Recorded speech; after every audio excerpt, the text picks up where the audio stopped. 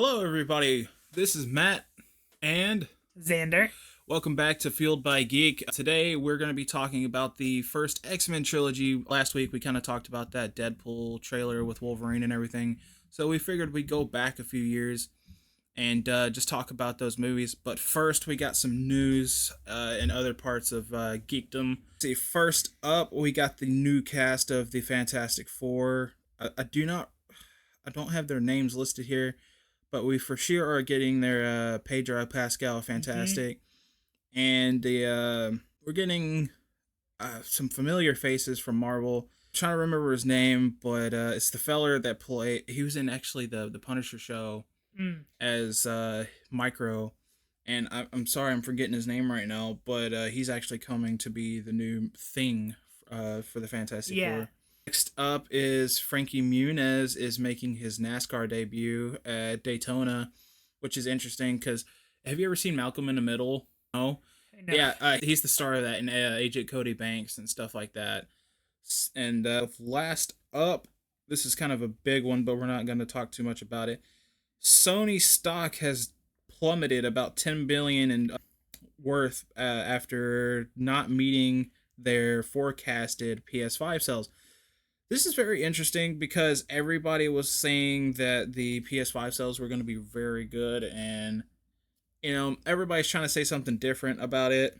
They're saying that the margin was too high, and some people were saying that they weren't high enough and didn't force enough sales. But who can really say at this point? Just crazy news today. But for now, we're just going to get into the movies, starting with the first one from 2000. We had to rewatch these because I, for one, haven't remembered much about them. And you didn't actually, I don't remember, did you say you saw them, or did you need to rewatch them, or is this your first time? I saw the first two a long time ago, and I've seen throughout my life I've seen different snippets of X-Men stuff. The most X-Men I've seen was I've watched Logan in full. Oh yeah. Now whether that's depressing movie. I have a feeling that it's not the preferred way, to start off your X-Men journey with the death of Logan. Hey, spoilers. But yeah, to start off with that movie towards the end of the timeline. But, that's just the first one I was able to actually watch. Oh, yeah. Fully.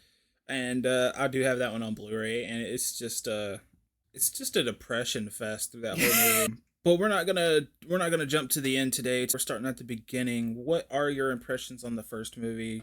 Did you enjoy it? And who do you think stands out the most in this movie? Okay. I really like this. Uh-huh. I think the most interesting character is probably Magneto. Oh, really? Yeah, I think Magneto is the most interesting because it's a little... very much... He reminds me of Count Dooku. He has a Count Dooku type of vibe. He's a bit elegant, but he used to be a part of the good guys, and then he kind of saw that the methodology is whoa, hey, this is escalating pretty fast. I don't agree with this. Yeah. That we're not going to end up meeting anywhere. And his origin also kind of feeds into that, where he's seen how bad it can be. Yeah. And he doesn't want it to get there for mutants, and he doesn't consider himself just a person. He considers himself mutant before a person. So I find it interesting that he's taking that past experience, and for those of you who don't know, his origin is actually pretty dark. He was at a I don't know if I can talk about that. He was a Jewish boy during World War II. Yeah, that's enough. It's an and his parents get taken from him and everything. And we actually find out some more about what happens to him in X-Men First Class, but we haven't got there yet. Yeah. But long story short, some bad stuff happens to him, and he tries to do good with it, but eventually he just kind of falls out of it and decides that he's wanting to put mutants first.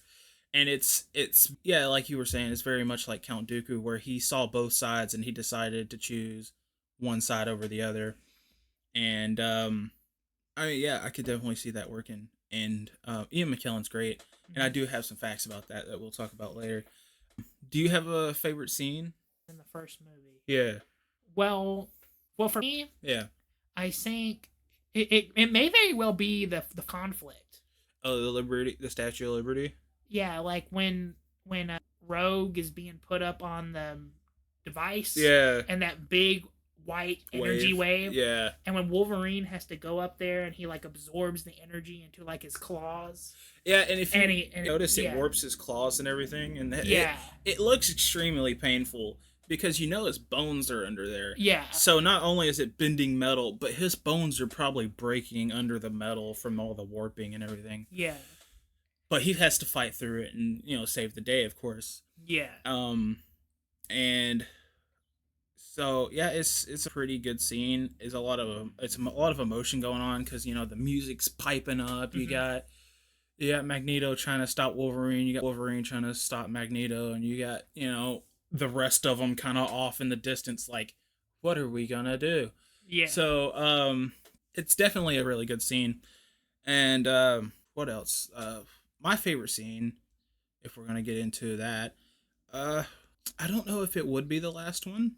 I think it would have to be the Wolverine introduction because they nailed it so perfectly the first time they introduced this guy. Mm-hmm. And it's just like, I want to say, don't quote me, it's his first live action adaptation. And they nail it. Like, you see the cage fight and he's going, like, the announcer's like, whatever you do, don't hit him below the belt. You know what I'm talking about. Yeah. And he's like, hey, what man, you said everything goes. And he's like, yeah, everything goes, but don't hit him below the belt. And he does that, and it does not work out. You hear the metal clanking every time Wolverine hits this guy from the bones, and it's a nice little detail I wish they would have put back in some areas in the movies, because they did put it in this one scene and they take it out. But you hear when he like headbutts this dude, and you just hear that clank of metal. And it sounds like getting somebody hit with a pipe, and it it hurts because in the comics, adamantium is supposed to be this like world's strongest metal, and it's the whole situation. Yeah. But if you're getting hit in the head with the world's strongest metal, you're not walking away without a bruise. Yeah. And then they even talk about this. The fight, he's sitting at the bar and the guy walks up and he's like, oh, you don't walk away without a bruise, and I know what you are. And he's like trying to oust him or get his money or whatever. And Wolverine's just like, get out of here. Yeah. I'm not having none of that. I'm just trying to drink. And I think that right there is proof that Matt should be the definitive voice. Get out of here. Get out of here. Yeah. I'm having a drink with my big ass cigar. Yeah. I think they added the cigar in later films because I don't think they were like 100% on what they should do with the character. Mm-hmm. But I think they nailed it pretty much. And is there any other particular scenes? Like, do you want to just kind of like talk about the movie as it goes along? Any scenes in order that you want to go over? Anything that kind of sticks out? Well, maybe rather than doing that, just talking about just stuff I liked. Just stuff you liked. I liked about it. All right. Go ahead. And maybe even a little bit of weird stuff, too.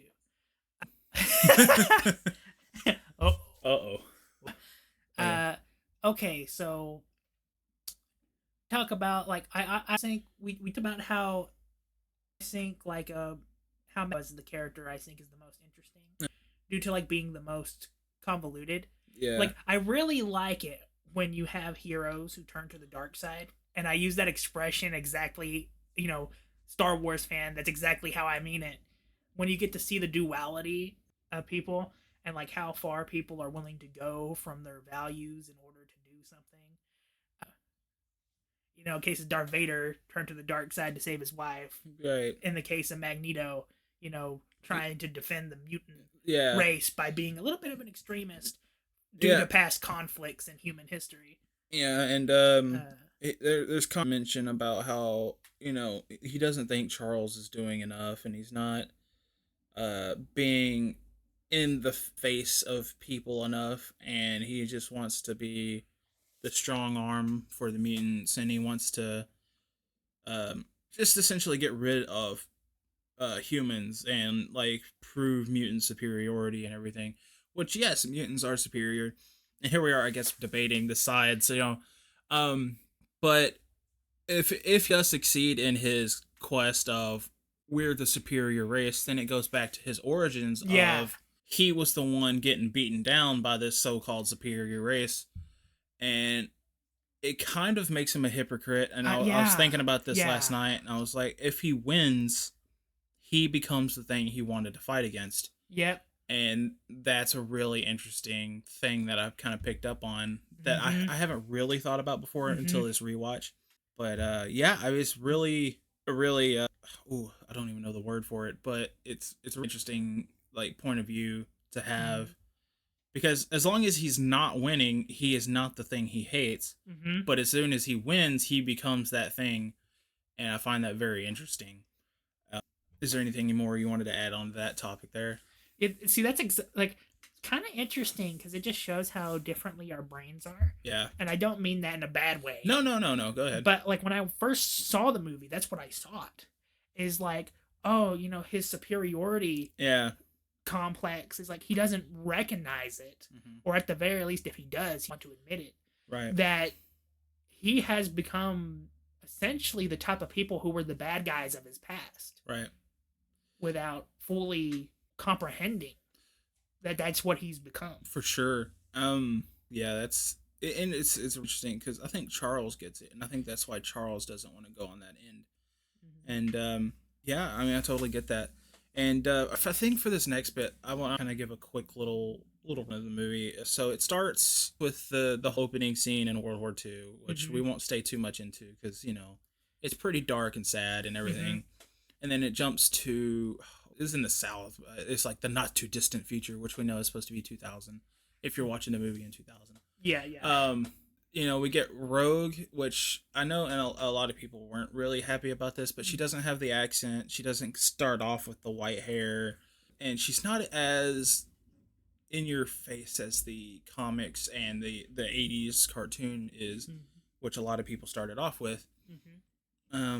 So they're expecting this like gung-ho Rogue, but she's not that. She's just a teenage girl who's kind of like she's going for a kiss, and she's trying to be a girl. And she accidentally sends this dude into a coma, freaks out, and then we cut to a Senate hearing where they're like, we got Jean Grey trying to defend against mutants, or defend mutants against the people. And Senator Kelly's got some good points, but, and I can't help to make this connection, they do a lot of here in this movie. It's a lot like Captain America Civil War, or just the Civil War storyline in general. Because I don't know if you've seen that. They also have a thing where they're trying to register super people in order to know what they can do, who they are, where they live. And in this, Senator Kelly's like, hey, we need to know who these mutants are, what they can do, where they live, make them registered. Yeah. So it's a lot like they were just like, hey, let's take Civil War and dabble that into this movie. And so we get like X-Men Civil War essentially, but you're just fighting against Magneto. So Magneto's kind of like your Iron Man or your Captain America who doesn't want to be registered. And Charles is like, yeah, let's stay in check. So he's like your Iron Man. So I'm going to take a sip of this tea and just watch everything unfold. Yeah. Charles was like, I ain't involved. I'm just gonna send these dudes after him. Skip a bit. You get the Wolverine introduction that I've already talked about, so I won't go over that again. You get a Sabretooth fight. Now, Sabretooth in this, pretty good design, I'll say. The tattered really works for him. And God forbid me, I cannot remember the man's name. But he was like a wrestler, and he's like real big. Oh, wow. So when you're seeing him as Sabretooth in that movie, he's pretty much that tall, and I think they just put like a little bit more height on him with some boots. Yeah. Tom cruised him. Yeah, except for this man was not short, I promise. Yeah. Tyler Maine, I believe, is his name. If anybody knows anything otherwise, just let me know. But hey, be quiet, you. Sorry, my phone went off, guys. It's Mr. Xavier. He's trying to give you a hit up. Yeah, he's saying, hey, come to the mansion. I've got candy. Uh-oh. Oh, no. No. Okay, so we skip by, and it's just like, hey, we know you can't remember nothing, Wolverine, so just, come with us, and we'll teach you. And honestly, this sounds kind of shady. If I woke up in a mansion somewhere in New York, and I was not in New York at the time, Yeah. and I I would definitely have some questions. Why Yeah. why am I in a mansion? What are y'all doing? You kidnapped me. Yeah. I get it. He was not in the best situation. So. But it's not a bad place to be. Like, Should be. out of all the places you could go, like, you could have woke up in a hospital, could have woke up in another lab, which would have been bad for him. Yeah, probably. He would have woke up with adamantium skin. No, I'm just kidding. We do introduce some characters when they're talking about Rogue and Class and everything. We do get Pyro and Iceman. Now, Pyro does get recasted for X-Men too, if you didn't know. And Iceman stays the same throughout. And we get some, shots of some other characters that obviously get recasted like 2 or 3 times throughout this series. Yeah. If not more. You get like Jubilee and some other folks, and it's fine and all if you know who it is. And you won't know who it is unless you watch something like this. So, yeah, I mean, there's not really much else. Let's talk about the costumes, because they make a joke about the costumes right at the end, where they're like, "Would you like yellow spandex?" Do you think the black suits work fine for them? I've been one thing I like about the black suit is that it dates itself fantastically. Yeah, because 2000s black leather. Oh yeah, everywhere. Everything had a leather suit back then. Yeah. Daredevil, X-Men. Thank God Spider-Man didn't. Because could you imagine a leather Spider-Man suit? He's trying to swing in that. Yeah. Absolutely disgusting. That would be. Oh boy. And I know CW was really big into leather suits. So if you watch like The Flash or Arrow or anything like that, they had the leather stuff. But yeah, like the 2000s definitely were the era of let's slap some leather on it. Wake me up inside. Okay. Yeah. Oh boy, memories. So yeah, and I do like brighter as the movies go on. Mm-hmm. I do like that they have this trim that's colored throughout the suits. Yeah. And it kind of like signifies which character it is. Yeah. I mean, by now you know who the characters are. It's been 2 hours. If you don't know who the characters are, stop watching the movie. So, orange is like Wolverine's color, and then you get like white, I think, for Storm, and then you get like a blue for Iceman later on. I forgot we're not on that yet, but but so on and so forth. Anything else you want to talk about on the first one, or you think you wanted to talk about? Well, to kind of go with the things. Yeah, I do think they would have looked better in more accurate suits. Well, if you for the new Deadpool and Wolverine, look at how excited people are to actually see him in the yellow. And you know what? We actually did get a comic accurate Wolverine all the way back in 2013, which is sad. Yeah. It's actually the alternate ending for I think it was the Wolverine, the one where he goes to Japan. That makes sense. And he gets on a plane, and he opens his suitcase, and there's a Wolverine suit. And then we never hear nothing about that ever again. Mm-hmm. And here we are, like 12 years after that? No, I'm sorry. Math is bad. 11 years after that, and then, we're finally getting that classic Wolverine. And I'm excited. They're saying he's going to have a mask, and it looks good, let's be honest. It's MCU-anized, which, and by that I mean it's got the lines and everything that the MCU suits tend to have, but it doesn't look bad, and I like it. But yeah, anyway, going back to what we were already talking about. And another thing too is, since we talked about Magneto, yeah, I also really like Charles. Yeah, I do really like Charles Xavier's character, because it's fun, because like I said, I do like the duality in characters. So you kind of have like Magneto, who's kind of like fallen from grace, right? And then you have Charles, who is just trying to be a good guy, help the mutants gain equal laws. Yeah, equality. It's like the civil rights movement for mutants in a lot of ways. And I don't know if I'll get in trouble for saying that, but they really are trying to fight for equality. And Charles is like taking it the wrong way. Or not Charles, Magneto. Yeah. Yeah. Eric Lyncher is his name, and he's going the wrong way about it. At least in our point of view, to his point, he thinks it's the only way to go about it. But yeah, I mean, it's definitely a fight for rights, and I'm sure they knew what they were doing when they did that. But yeah, go ahead. I'm sorry. I'm not trying to cut you off or nothing. And I think that's one reason why I really like, as somebody who like people or even cares about fictional characters. Right. I think it's one reason why the X-Men series is so well liked, is because it deals with a serious real life issue. Like, I kind of feel like if mutants were real, right? If mutants were among us and people with superpowers, that would be how it would be, right? There'd be people, senators, politicians. There would be some differences, and I feel like it would be this is like realistic.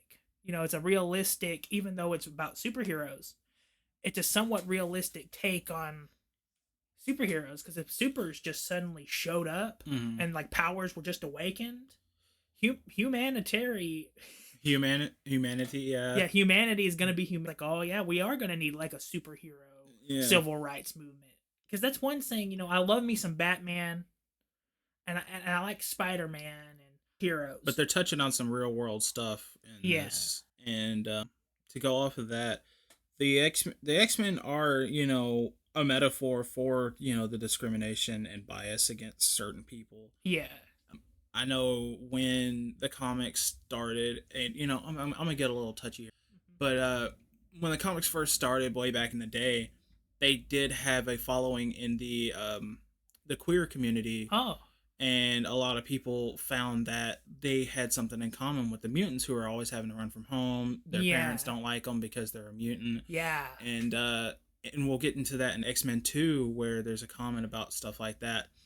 But there's a little, I think X-Men touch on something that anyone can kind of relate to, whether you're, queer, or maybe you're a different, race or anything like that. And there's really something in there that anyone can relate to. There's a whole bunch. I don't want to get too touchy on the subject, so I'll just kind of leave it at that. Yeah. But anything else you wanted to add there, Senator? Senator. I meant to say Xander, but it came out Senator Amidala. No. Well, speaking of senators, I looked forward to Senator Kelly's death. I'm just being honest. Oh man, yeah. I'm just being honest. I saw that guy, and I was like, oh, I wouldn't be upset if he died. He did make a good point in the helicopter scene, where he was saying that some of these kids possess more firepower than a handgun, and they're in schools. Yeah. I totally get that. He's making a good point. And at that point, it's kind of like, whoa, yeah, you're right, buddy. Some of these people are packing a lot of firepower. And, a lot of them are kids, because when and the way the mutant gene works in these is that once you hit a certain age, your mutant powers kick in. Yeah. Mutant puberty. Yeah, mutant puberty. Warning. But it's a fascinating idea that he has, is like, yeah, these kids are dangerous. They're in our schools. Because, and we can relate that today. Not that I'm going to get into that. It's a very serious discussion, and we're not trying to get too serious here. But it's so wild, because you were talking about how dated this movie is, but then you hear something like that, and it brings you back, and it's like, wow, maybe this isn't as dated as I thought, because this is still a hot topic nowadays. Yeah. And it's not a very good one, and it's interesting that that's in there. But yeah, pull away from that. Did you have anything else? Okay, I guess one more thing before we move on to X2. Yeah. Who the hell is Toad? Oh boy. Okay. So Toad is kind of he's in the comics and a lot of the other things. He did not have a very good death, because that one line that's Oh, my bad. That's my alarm. Oh, it's fine. Ignore that. But he's just got like Toad powers. He jumps around. He's got the long tongue. Sometimes he may have some bad skin. I'm currently rewatching X-Men Evolution, which is the 2004 series, the X-Men, which is what I grew up with, and I didn't grow up with the 80s one. I'm sorry, guys. I think it was actually 90s. Yeah, it was the 90s, wasn't it? Because they just did that. Sue me, I'm sorry. But yeah, back to who the hell is Toad? Back to who Toad is. I think they call him Talansky in the show and everything. But you know, he's just a Toad dude. That's all I can really say. You know, he's just a guy okay, they did a lot with him in this movie that I appreciate. They didn't make him just a dude with Toad powers. They actually gave him some martial arts. And I think you'll appreciate this as a Star Wars fan, but do you know who plays Toad? I don't know, who is it? Darth Maul. Oh wow! It's Ray Park. Ray Park? Yeah, that's Toad in this. And that's a whole new appreciation to the character. That's a whole new appreciation, ain't it? Yeah. So yeah, it's really, and he was on this because they were like, we need somebody with martial arts. Yeah. And so they were like, hey, we just got this dude off of X-Men, and or not, we got this dude off of Star Wars. My bad. But yeah, that's for sure my man Rape there in that Toad makeup. Wow. Yeah. So he came off of, and that's the reason why he has that bow staff, because of the double-bladed lightsaber situation. Oh, wow. So he's trained in that kind of stuff. So he has that bow staff at the end. Wow. From that pipe. So yeah, there you go. That's some tidbits for you. That's fantastic. And now you're starting to see it click together when you see him with that like staff at the end. Now you're like, oh my gosh, they've been fighting Darth Maul this whole time. Surprising that he lost. No, I'm just kidding. It's not. You know, Darth Maul lost too. It's kind of lost the same way. They both fell. They both fell. Well, I'd say Toad flew away. You know, he got zapped by lightning. He just went pew. Yeah. I think is that it for the X1 review? Yeah, because I was looking at Toad and I was like, who is this guy? Who is this guy? I could tell he's supposed to be like, you know, one of the people working with Magneto. He's one of the soldiers. Yeah. And that's not like necessarily like, you know, grunt number one. You know, some characters don't have to have names, but I saw this guy and I saw his cool looking makeup and like how kind of weird and a little bit creepy he was. And then I'm just like, and then frog powers, and then he's a weird dude.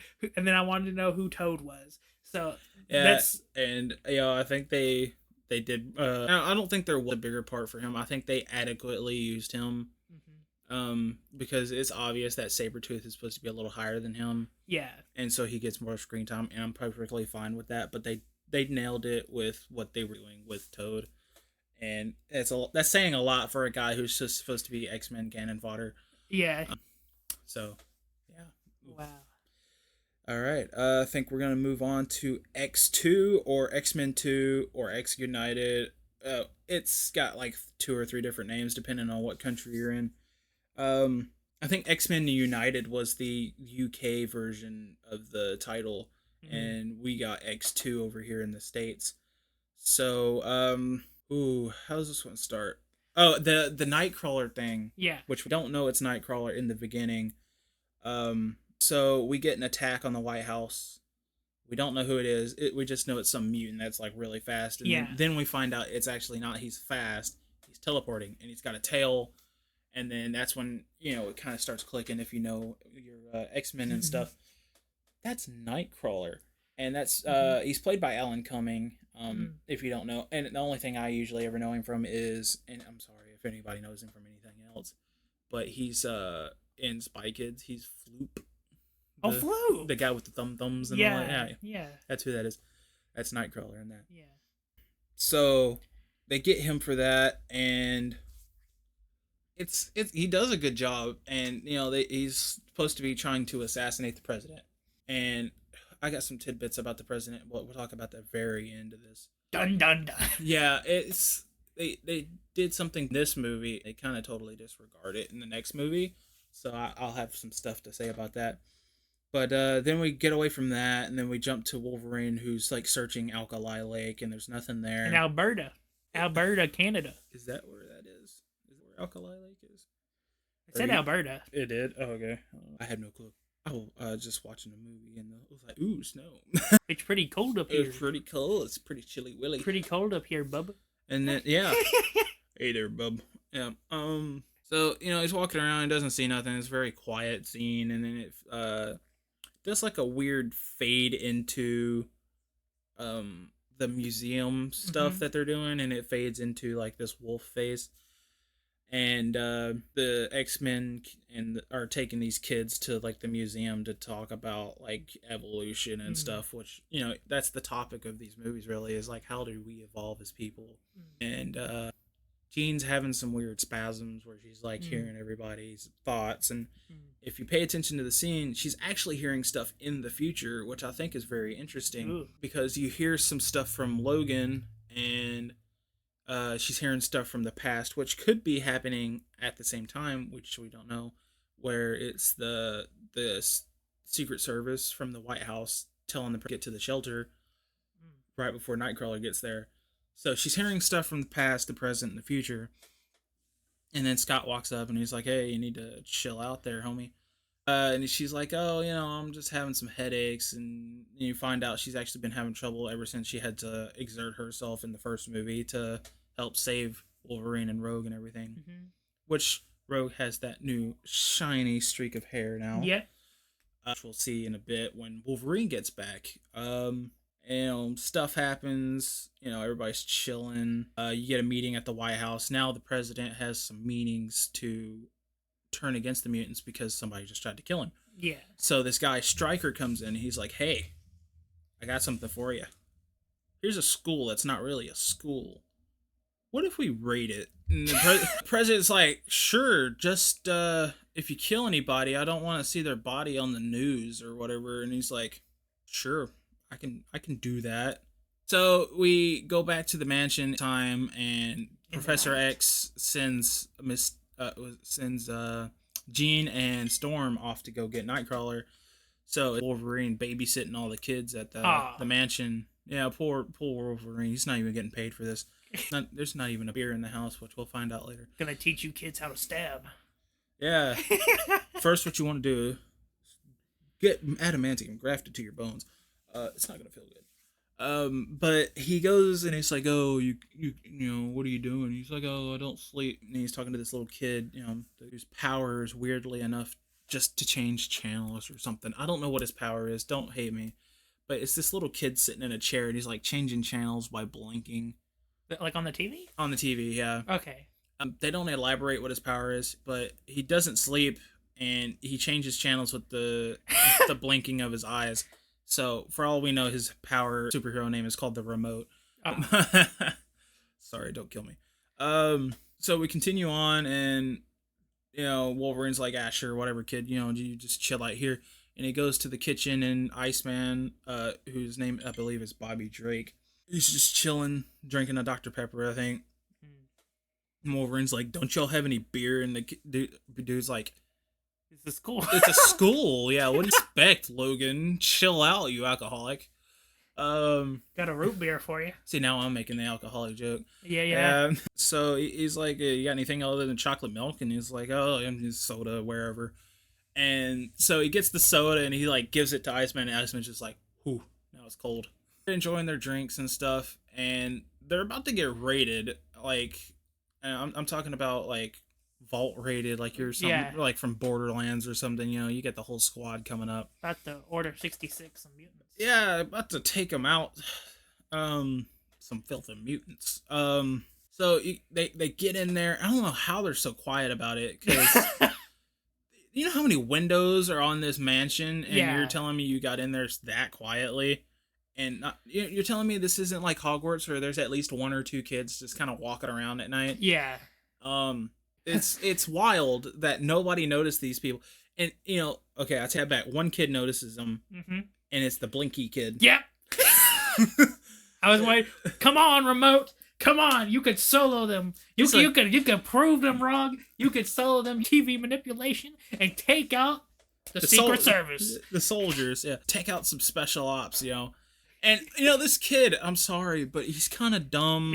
He just kind of stands there with looking at a guy with an assault rifle pointed at his forehead, and he's like, "Hi." And, you know, poor kid, he gets darted, and they knock him out and everything.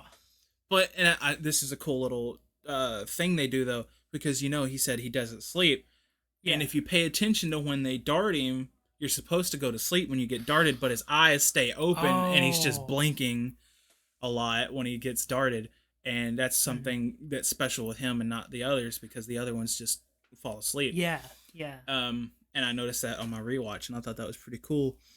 So continuing on, they try to get some other kids. Kitty Pryde, who later gets recasted by, I think, Elliot Page, who was Ellie Page at the time, but we were supposed to call him Elliot Page now.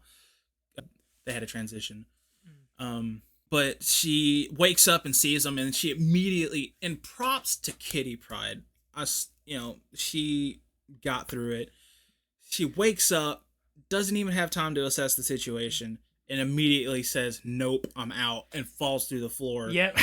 And props to her for that. That's some really good writing, because at least she wasn't like Blinky Kid and just sitting there like, "Hi, what are you doing here with an assault rifle pointed at my forehead?" I bet I could change your channel with my mind powers. No. No. No. And then they finally get another kid, and I think this is supposed to be Banshee, or I think that's her name, or Siren, I think. Can't remember exactly the name. It's something Screech related. No, Banshee's the brother. Okay, so this character that they shoot in bed and she starts screaming is the sister of one of the characters from First Class. What am I saying? Earth Class. Space mutants. In the comics, there were space mutants. Get into that some other time, though. She screams and alerts everybody to the presence, which is good. My only question is, why didn't she fall asleep the first time?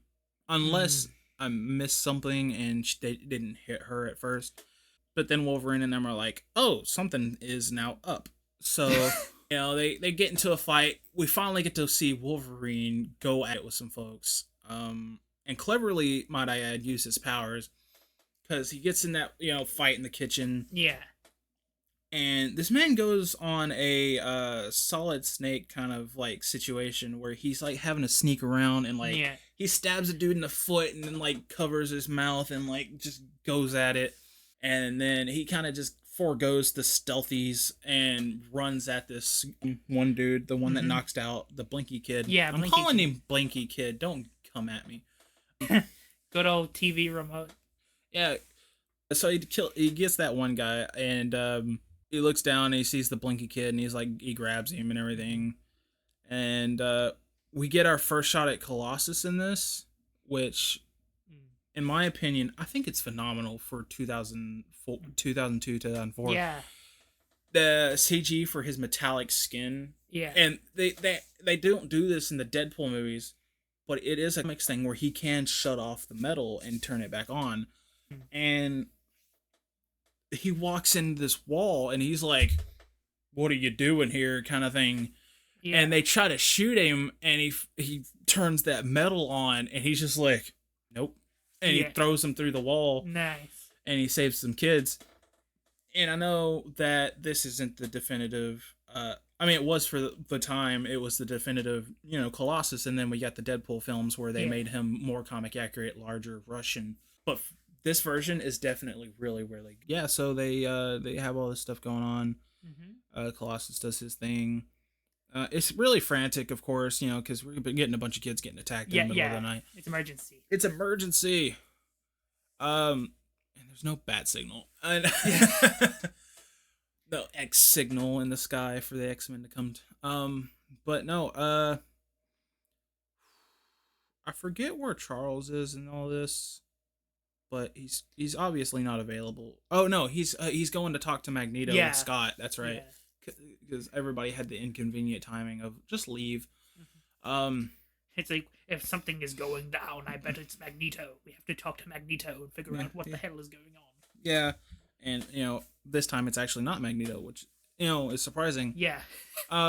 So everybody gets down to this like secret little hideaway hole where they leave it's like a little tunnel or whatever under the mansion, and Wolverine gets everybody out. But he's like, shuts the thing to hold off the soldiers, and he's like, "If you're gonna shoot me, shoot me!" And guy's like, "No, don't shoot him." And Wolverine's like, "Hey, I kind of recognize that voice, even though I have no memories." Why does that voice sound familiar? Yeah, exactly. It shouldn't work, but it does, I guess, if you don't think about it. Don't worry about it, sweetheart. Don't worry about it. Yeah.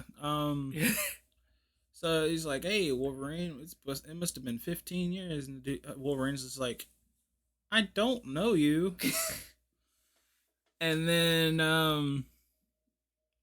he's like, "Don't you remember me?" And then Wolverine's like, "Obviously not." And then he keeps going, and Wolverine's kind of like just entranced a bit, and he goes closer and closer, and then Iceman makes a wall, and he's like, "No, you made a wall." It's very weird. Like, why would you be interested in this dude who just obviously tried to take out your whole school? Um, so they leave and they get into the garage, steal one of Cyclops' cars, which I found out was actually custom made for this movie. Um, it's not bad looking.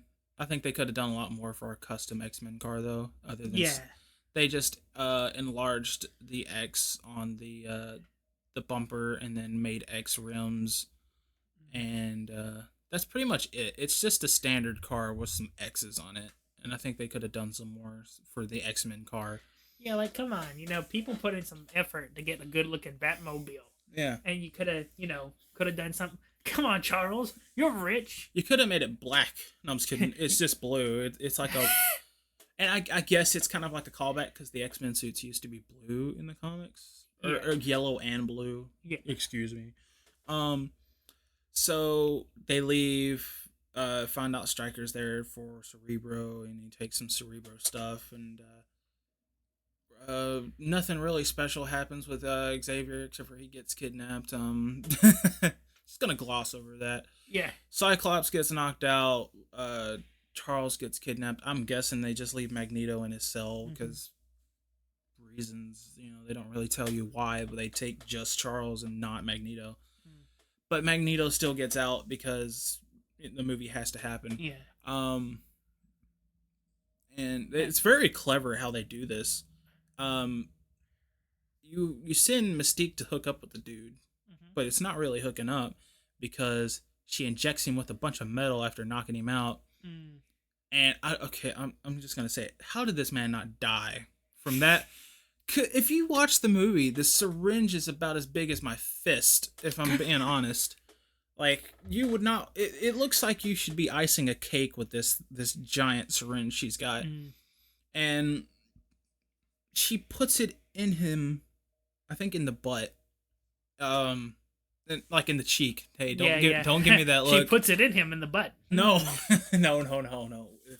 Family friendly. I'm sorry. Fantastic. No. So she puts it in his like butt cheek or whatever, and like injects right in the him. cheek. Right in the cheek. Because they make a joke about bottoms up and everything, and it was like, haha. And she, and he goes back to work for the prison or whatever that Magneto's in, which is plastic. Sorry, I haven't mentioned that. It's a plastic prison because magnets, Magneto. So he gets in there, and Magneto's like, "Oh, something's different about you," and he's like, "Too much iron in your blood." And then we get one of the most horrific scenes in an X-Men film that I have to say, and that's pulling the metal out of this man's blood. It's so horrific, and it takes so long to finish the shot, and it's just like straight up like 2 minutes of Magneto like straining the metal through this man's pores, and you see the blood coming along with it. I know this is some graphic content, so yeah, I'm gonna have to probably put a graphic content warning. But yeah, and he makes these metal orbs out of this man's blood metal, and it's so disturbing when you first watch it. But it's also really good because it shows like ingenuity. Yeah. And so he escapes with these little metal orbs and everything. It's this cheerfully sadistic scene where he's just killing all the humans and everything, and he's getting out. Ian McKellen's, let's just be honest, we were talking about this like a while ago. He's great. Yeah. He is Magneto, just like he is Gandalf. Like, it just works. Yeah. Is there anything you wanted to add to anything I've said so far? Or I've been going a minute, man. You need to get something off your chest. Okay. Yeah. Okay. I'm taking that as the sign is that you want me to say something. So I think it's like you said. It's with this movie, it is really interesting how they use the powers power. Yeah. The powers. Yeah. Going from I didn't know because I unfortunately was inconvenienced and I had to research the other two movies, so I only really watched the first one. And in my research, I didn't see anything about metal blood torture. They left that out of the description. Yeah, I certainly don't want to put that in the description. I'm telling you right now. So that was heavily glanced over, but it sounds metal and awesome as frick. Yeah. But something that well, I guess maybe I can try to tackle the other part of the plot. Is there anything that if you know the rest of the plot or anything? Yeah, so eventually everything comes down to Mr. Stryker, the Mr. Oh, I know about you, but you don't know about me, but I'm going to pretend and think you it's know like about me. it's like like looking in a mirror situation. It's like, I can see you, but you can't see me. It's like, of course I can. No. Yeah. But of course this time you can't. That's the spooky part, because you don't really know who this guy is. And then, but yeah, go ahead. But yeah, Stryker, he has a son. And his son he's a mutant. Oh my god. His son is a mutant. And he has the unique ability of mind control. And so there's a big plan to where it's like, hey, my son, he's a mutant. I'm a mad science person. But I'm sorry. I just want to interject this real quick. You said it's a unique ability, but he's really just doing what Charles does. Yeah, I was about to say that, but I didn't want to ramble. And they even brought him in a wheelchair like Charles.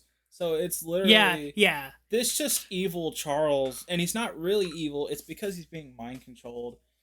And I find that very weird and interesting, because they're like, hey, you didn't fix my son. And it's like, you didn't need fixing. And he's like, yeah, he did, because he made my wife, off herself. And I was like, whoa. Yeah. Okay, maybe he did need fixing. And then they bring him in a wheelchair and everything. And it's like, this is just Xavier, but evil. And they had to put Xavier in this like whole headset situation to keep him from using his powers and everything. So, but yeah, that's what I was going. Yeah. What I was going on to. Yeah. Is, as I meant, it's another psychic mutant. Yeah. But I didn't want to go on a long tangent I did. Yeah. Don't be me. So mind control. The plan is, hey, I'm a crazy mad scientist guy. Yeah. I have this son with crazy psychic powers. What if I take the guy, the very smart guy in the wheelchair, who's a lot like my son, but good? And if I take that guy and I use my son's crazy mind control powers, I could use that mechanical device, that Cerebro, yeah.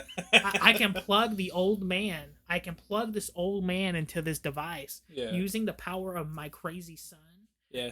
And in the best way possible. He's a good boy. He's just a little mutant. You get it from the start. He literally says, my son is dead. I'm like, wow. Yeah. And the plan is, I'm going to hypnotize Charles to exterminate all the mutants with his crazy psychic abilities. Totally ethic. And this is where I like this is something I really like. So Mystique, being the pretty shape-shifting lady, shape-shifts into the boy's father. He's like, nah, don't do that. Do it on all the humans instead. Yeah. And I thought that was so... And since, the son's being mind controlled, there's no way for him to be like, oh yeah, this isn't my dad. But it is my dad because I'm mind controlled. That's kind of like the leap you're supposed to make there, is because they shapeshifted into Stryker. You're supposed to get the impression that he doesn't quite make the connection, that it's switching up the game plan. Mm-hmm. So, yeah, go ahead. Which I thought was really genius, because it's a creative way to... You have a guy who doesn't really have much power beyond being a man of mad science. Right. And then you have the shapeshifter lady who can turn into anything. And he's like, nah, let me just help out. Let me help out my boy Magneto. Let me dap him up, as the youngins would say. And we'll get a 2-in-1 if I just tell this guy, the little boy, to take out all the humans. And then, but ultimately, just like in a lot of movies, the good guys come they save the day, but the X Jet is having some serious technical difficulties. That was before they get there though. That was before they get there though. Yeah. Exactly. Yeah. Exactly. Yeah. See, that's why we have the foil. We have the foil, which is known as Matt, to keep me on the right track. Yeah, because again, you said you didn't have time, and I do apologize because I know you had some issues going on over here, but yeah, they do a lot of what he said, and they have a lot of the the kind of the good guys come in situation, which Nightcrawler is actually the key point of this movie, and I gotta say, I love his character in this. I don't think they do enough with him because they're just like, hey, you tried to kill the president. Why did you try to do that? Hey, I don't know, man. I was just here chilling, and then all of a sudden I was back here chilling, and I remember getting shot. That's all. Yeah. That's all you get. And then every other time you see him, he's just kind of sitting there saying, "Hey, I'm Nightcrawler, but in the circus I was called, or hey, I'm Kurt Wagner or whatever. Yeah. But in the circus I was called Nightcrawler," and everybody's like, "Yeah, okay, we get it." And they don't give him a lot to do. They give him a lot to do in the very beginning. Yeah. And then throughout the rest of the movie, it's just kind of like, hey, introduction. There's a nice moment with Mystique, which... Okay, so they did something in the comics I'm not getting into, or I may get into if it's a rant. It's very upsetting. I don't like what they did. But originally, the origin for Nightcrawler is that Mystique is his mother. Oh. If you didn't know that. And well, it makes sense. It's blue, yeah. And they don't ever acknowledge that in the film. But there's this nice moment where he goes up to her right before the big battle at the underground complex at the lake, and he comes up to her and he's like, I heard you can copy anyone, even their voice, and she copies his voice, saying even their voice, and he's like, well, why do you hide, or why don't you hide if you could do that? If you can copy anyone and be anyone, why don't you just copy someone and stay as them? And she makes this point of, we shouldn't have to. And that's where the logic of Magneto is coming in. And it's not bad logic. It's kind of like, this is probably what the ideal is supposed to be, but they're taking it too far. Yeah. Like, yeah, they shouldn't have to hide who they are. Yeah. But at the same time, you don't go about it by forcefully pushing people's agendas and hot topics there, You should be able to be yourself, but you don't. You should be able to be yourself, be happy. But if you have to turn to the dark side and cause a genocide, in order to achieve your glorious empire's endeavors, whether it's an empire of joy and or not. And it goes back to that you're becoming what you're fighting against kind of situation. So yeah, we get that, and I do feel like we should have gotten some sort of reveal of, hey, you're my son kind of thing. Yeah. But it could be any reasons why. And they never acknowledge this in any of the movies. Oh. So I'm guessing it's just not canon in this universe. So skipping all that and going back to the end, my point is that Nightcrawler ends up being the one that kind of helps save the day, because the door to Cerebro is locked, and Charles is just kind of stuck with this dude that's messing with his mind. And so he has to teleport in, and his ability only works if he knows where he's going in this movie. So I don't know if that's how it is in the comics. Don't fight me. So he teleports in, and he's the one that manages to get everybody in there, or at least Storm, and Storm stops the mind controller. I can't remember. Jason, I think, is the guy in the wheelchair. There's two guys in wheelchairs. I'm sorry. It gets kind of convoluted towards the end a little bit, where it's like flip flopping who's trying to kill who. But a lot of people do hail this as the best X-Men movie. And I do find that a lot with films that they find the second one is better than the rest of them. Because if you look at the Spider-Man trilogy, Spider-Man 2 is held as the best one. X-Men 2 is held as the best one.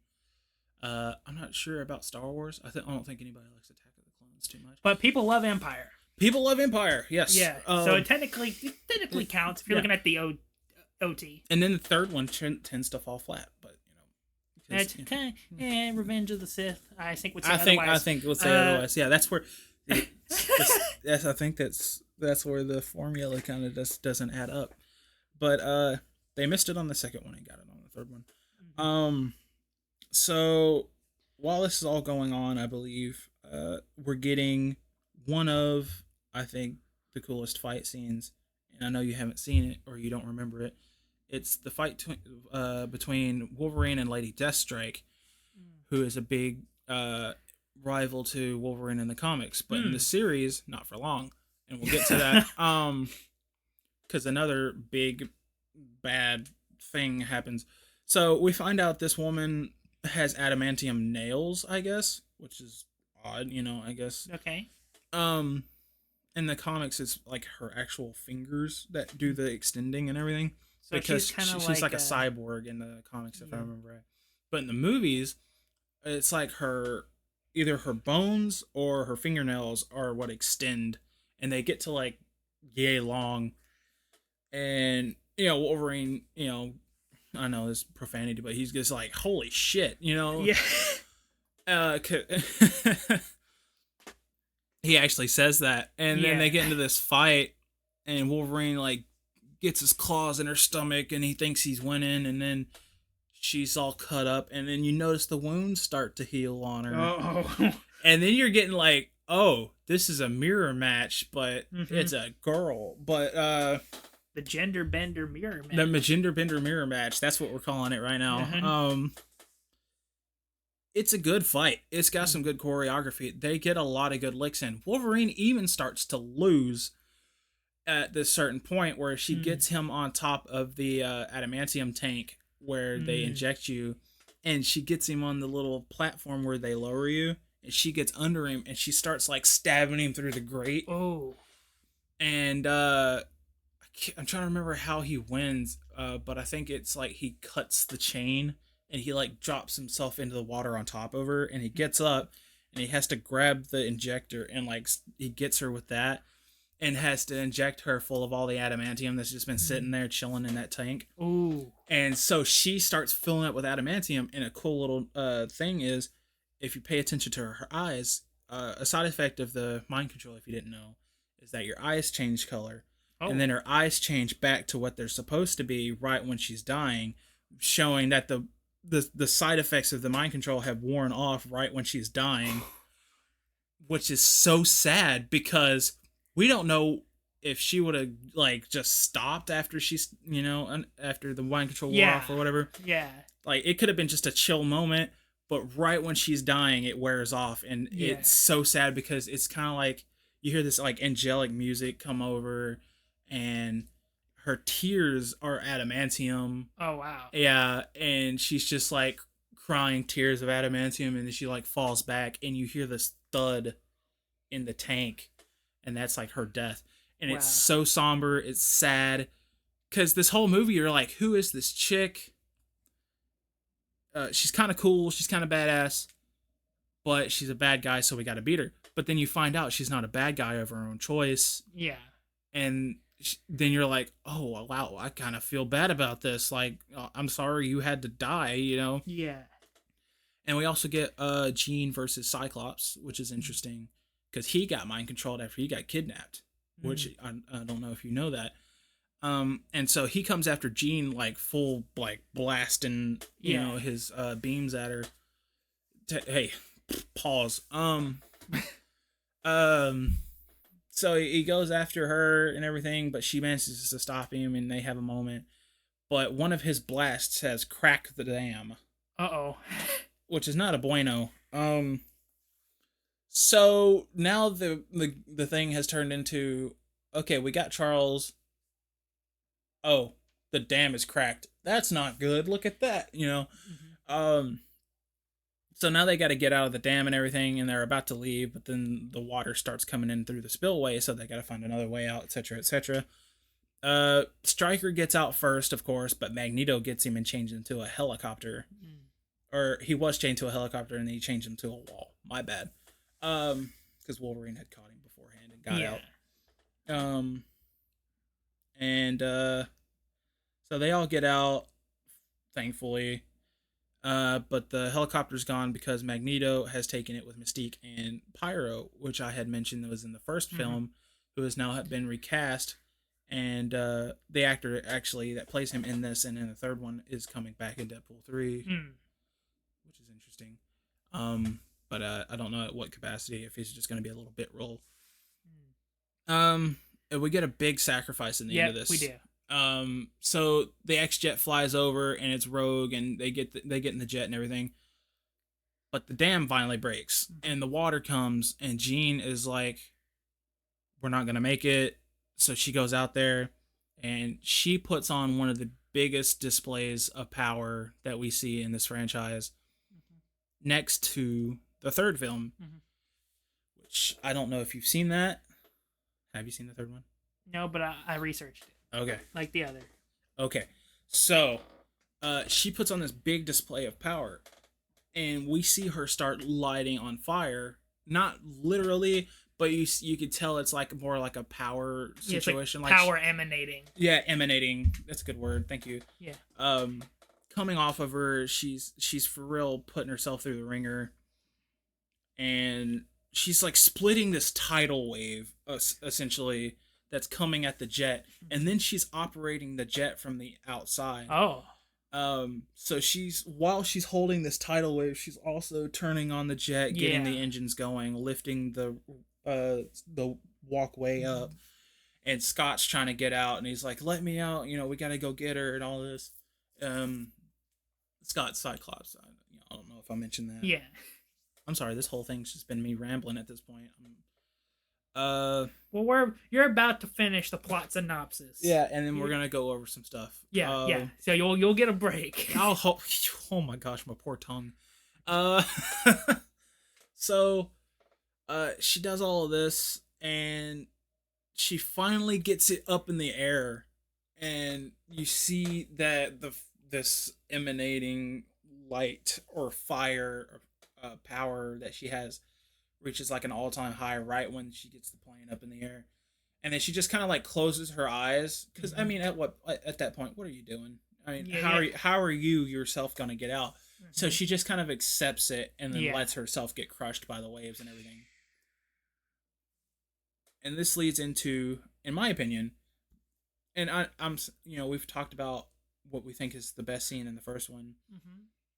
This is, I think, the best acting in this one. It's a real acting moment. It's not like just saying some dialogue or something. Yeah. There's some emotion here where having to accept your demise. Well, it's actually between Logan and Cyclops. Oh yeah. And throughout these films, Logan's coming to the motion that he is in love with Jean also. Yeah. And they both realize that they just lost her. Yeah. And it's a whole situation. Right. Where Logan is kind of, Logan's not as outward with his emotions sometimes. So he's like, she's gone, and Scott is putting on this whole display of just crying his eyes out. And if you don't know, you've seen the Sonic movie. Yeah. The guy from the Sonic movie is the guy who plays Cyclops. Yes. And I figured you caught on to that from the first one. And I think, is it like James Marsden? Marsden? Yeah. I got the first part right, James. Yeah. He puts on a freaking show for you here, and it's really good acting, in my opinion. And, I know anybody can, fake cry, but he really captures what it feels like to lose somebody. Yeah. And Logan's having to be his like shoulder to cry on, essentially, because he's holding himself up, but like Scott's just kind of like falling apart and everything. Yeah. Understandably. And then we got some nice stuff at the mansion and everything. we get some callbacks, and I think that's about where I'm going to leave that. Yeah. So anything you want to talk about for this movie? Favorite scene, favorite character from this film? I know we got Nightcrawler coming. That's the new character for this movie, and Stryker as well. Do you have like a favorite scene, favorite power, any ideas that kind of stand out to you in this one? Well, you know, there's. Yeah. Well, like I said before, it's really interesting how they use the powers in this one. Yeah. A little bit of ingenuity, rather than like, oh, you know, like Magneto with a metal. It's like, it's hey, let me take this metal bar. No, let me go into your body. Pause. Let me go into your body and extract the metal from within it, and I'll use it to break myself out of this prison. Yeah. And it's interesting, which because I didn't know that about Mystique and Nightcrawler. Nightcrawler. Yeah. But which it makes sense. They're both blue, but you know I'm not gonna be that guy. Yeah. I'm not gonna be that guy. You don't want to. It makes sense. Like, does it look like the age gap is? Like I can't really, you know, I can't really tell. Now, if I remember right, Mystique's power allows her to age slower because she's supposed to be as old as Charles and Magneto. Oh, wow. If you didn't know that, because in other films they established that she met Charles as a kid when they were both the same age. Yeah. But she ages slower, so she's technically the same age as them, but she's like still looking like she's in her 40s or whatever, or 30s. But so I think that's one of the reasons they didn't entirely acknowledge that, because then they're like, I guess they would have to be explaining how she looks so young, but she has a kid that's the same age as her. Yeah. But you can easily just say she ages slower. I don't know why they didn't just do that. But yeah, go ahead. You were talking about that? Yeah, because I just thought it was interesting. Because when I look at her, you know, one, you know, it's hard to tell how old she is, even in like her blue, scaly form. Because that could be like anything. Yeah.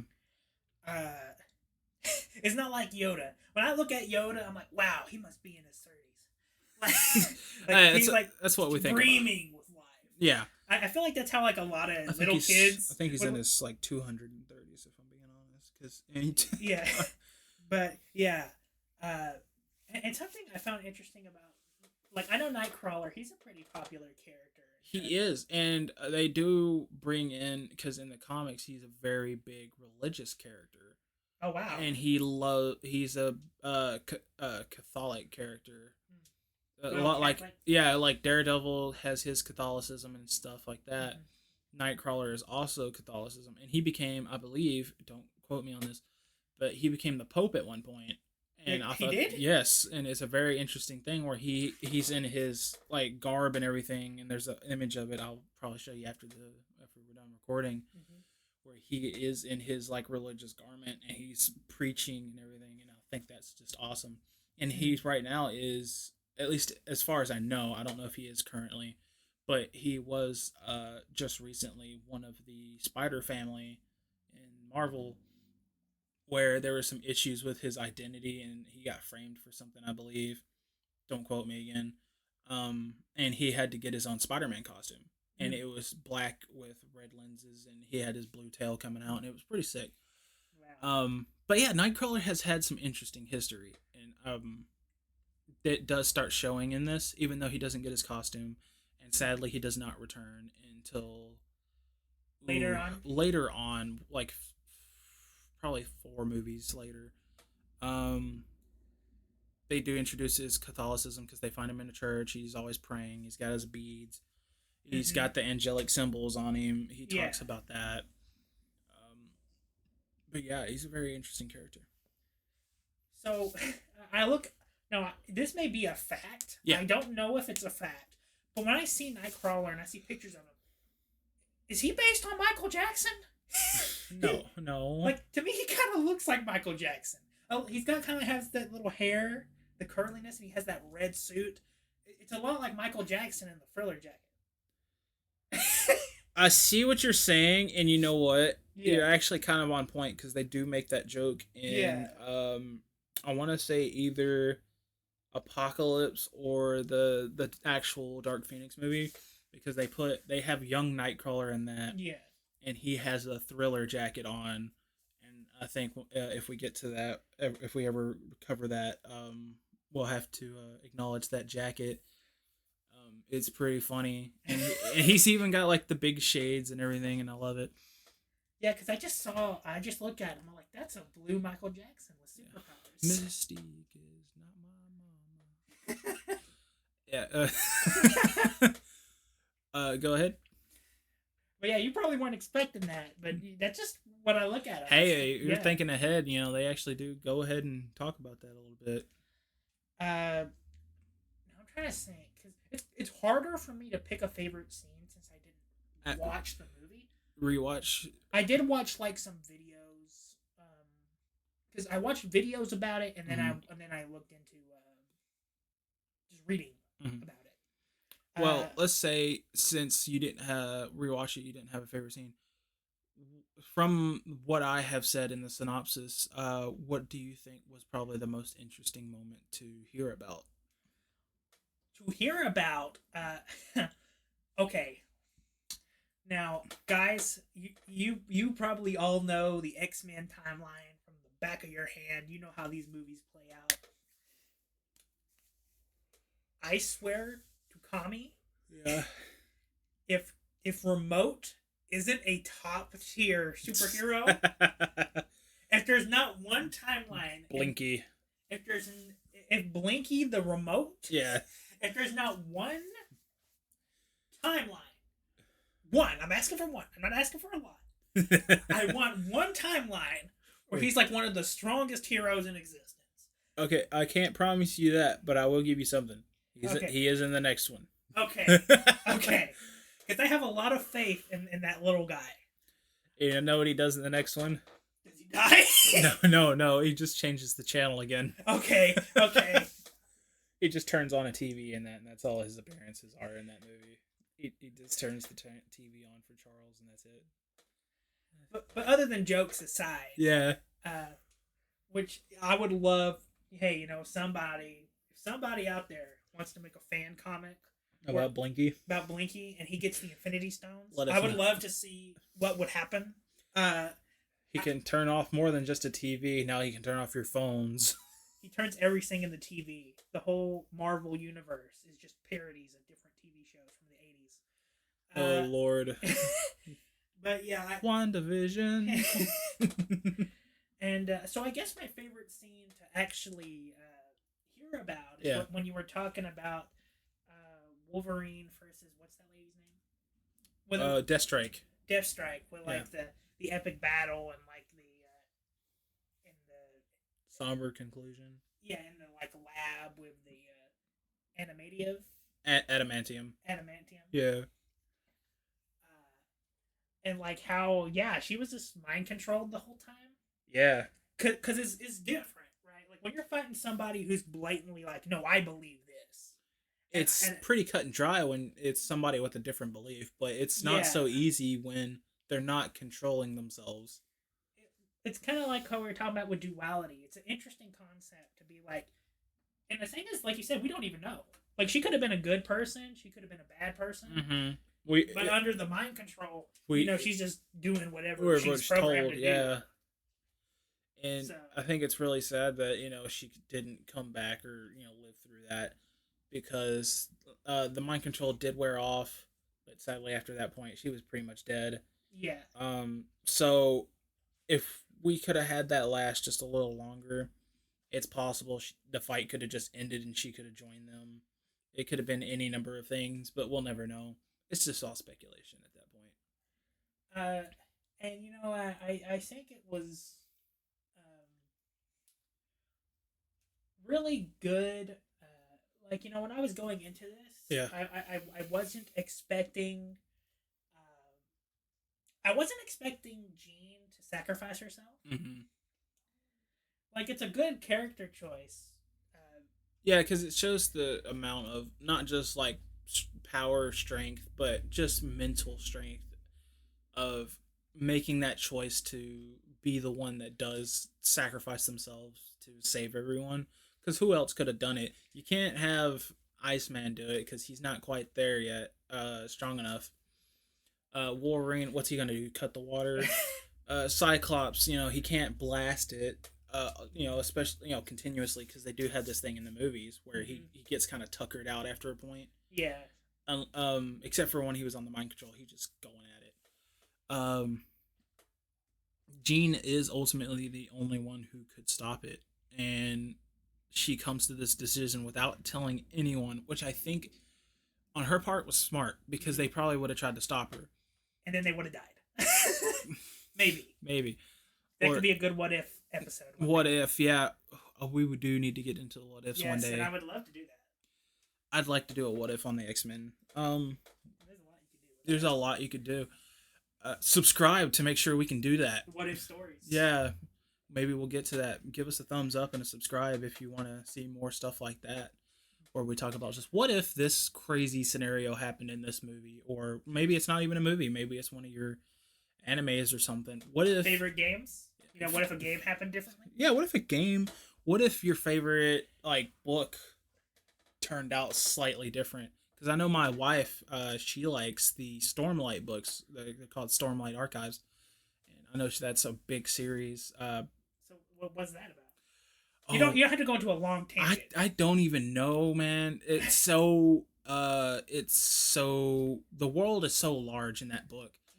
I would have to actually bring her to talk about it because, and I promise you, she could probably tell you the whole book, page to page. I know she just got excited because they just announced the ending to that series. That last book is coming out, so she's wanting to get that. So if she reads it, maybe I'll have her do a book review on that if we're up to that. But getting off of that, it's a pretty solid movie. I do think it did better than the first one. Yeah. In terms of just the action, really. I think storytelling,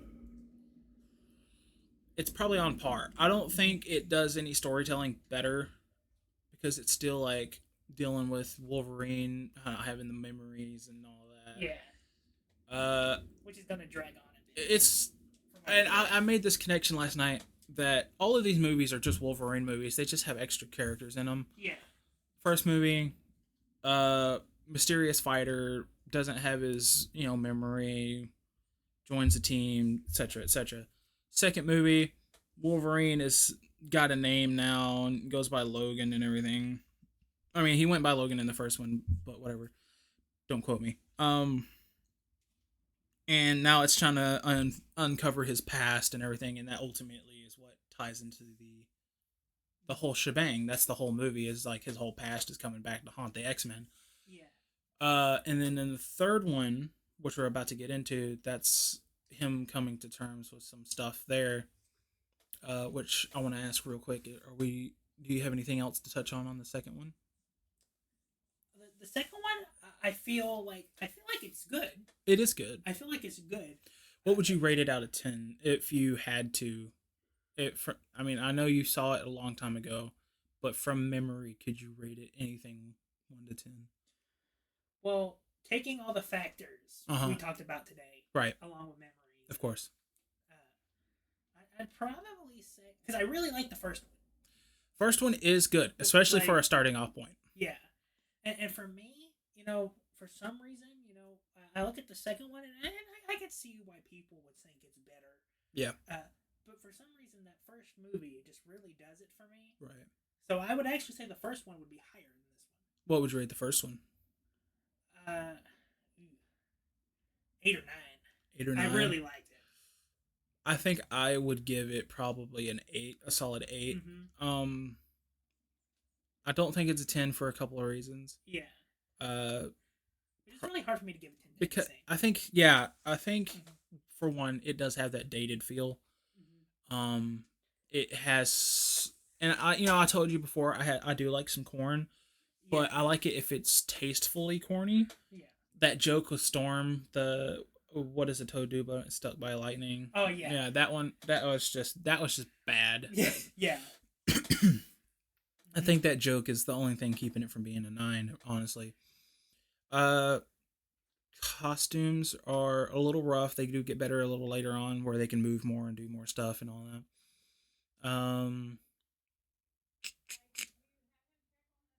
There's just some minor stuff for that one. I think that's a solid 8 for me though. So you're going with 9 for that, the first one. You know what? To be a little courteous, Yeah, and a little bit of criticism, mm-hmm. I probably will give the first one an 8. Okay, so we're sitting on 8 for that. Yeah, 8 for that, and then I'd probably go like 7.5 for 2. That may be a little low. No, I feel like it's probably around the same for the first one for me overall. I don't think I enjoyed it more or less. Yeah. I think I'm just going to leave it at an 8 for the second one. Yeah. Now, the third one, we're getting into the mutant cure. Yeah. Which is bleach. Yes, we just bleach all the mutants, and that gets rid of their powers. Oh boy. So the third one, I'm gonna go off the bat. I'm gonna say, overall, going straight from rating in the jump, I do enjoy it more. Mm-hmm. I don't know. Okay, so you said you saw the first 2 a long time ago. Did you ever see the third one? No, I've never saw the third one. Oh, so this is gonna be all spoiler talk for you. Not all spoiler talk, because I did look into it. Right. So I learned about it when I looked into it. Right. Now, of course, learning about something and seeing it are 2 different things. Of course. So, spoilers don't bother me. Right. I can still enjoy something. Like, oh, hey, that's a cool concept for a story or a good premise. But it may not hit as hard if, I haven't actually seen it on of course display. Now, do you know who the villain of this movie is? Yes, I do. It's a bit of a shocker in it, especially considering what happened in the last one. I would say it was a shocker if I didn't know a little bit about the Phoenix before. True. Now, because the thing is, like I said, I'm not a Marvel super encyclopedia. Yeah, but some stuff. But I have seen some stuff. Like, I knew about the love triangle, right, between Wolverine and of course Jean and good old laser beam guy. So I know a little bit about the Phoenix. A little bit. Of course. And for those of you who don't know, Phoenix is Jean Grey. That's right, Jean Grey is back, and she's the bad guy of this one. Dun, dun, dun, dun, dun, dun, dun, dun. No Star Wars. That's different. That's different. This Leia kills her Luke after kissing him. I'm just kidding. Hopefully they're not really related, but so starts. Let's see if I'm trying to remember. I'll try to help you out a little bit. I do believe you can just correct me whenever I'm wrong. Okay. But essentially, the main idea is that after Jean sacrifices herself, right, her deep psychology, there's a split personality in there. Yeah. That has a better control of her powers than she does. Right. But it's also a bit toxic and a bit negative. Because it's a split personality. It's the kind of, like the usual in stories and fiction, like the evil personality. Right. And that, in the comics, that's actually a bit different. Where it's actually like some sort of space entity that latches onto her. But in this, it's a split personality. And I think that's fine. Because this is supposed to be more down to earth, and what's more down to earth than a mental disorder like that? Yeah. So, and it's actually surprisingly Charles's fault, which we'll get into. You can go ahead. I'm sorry.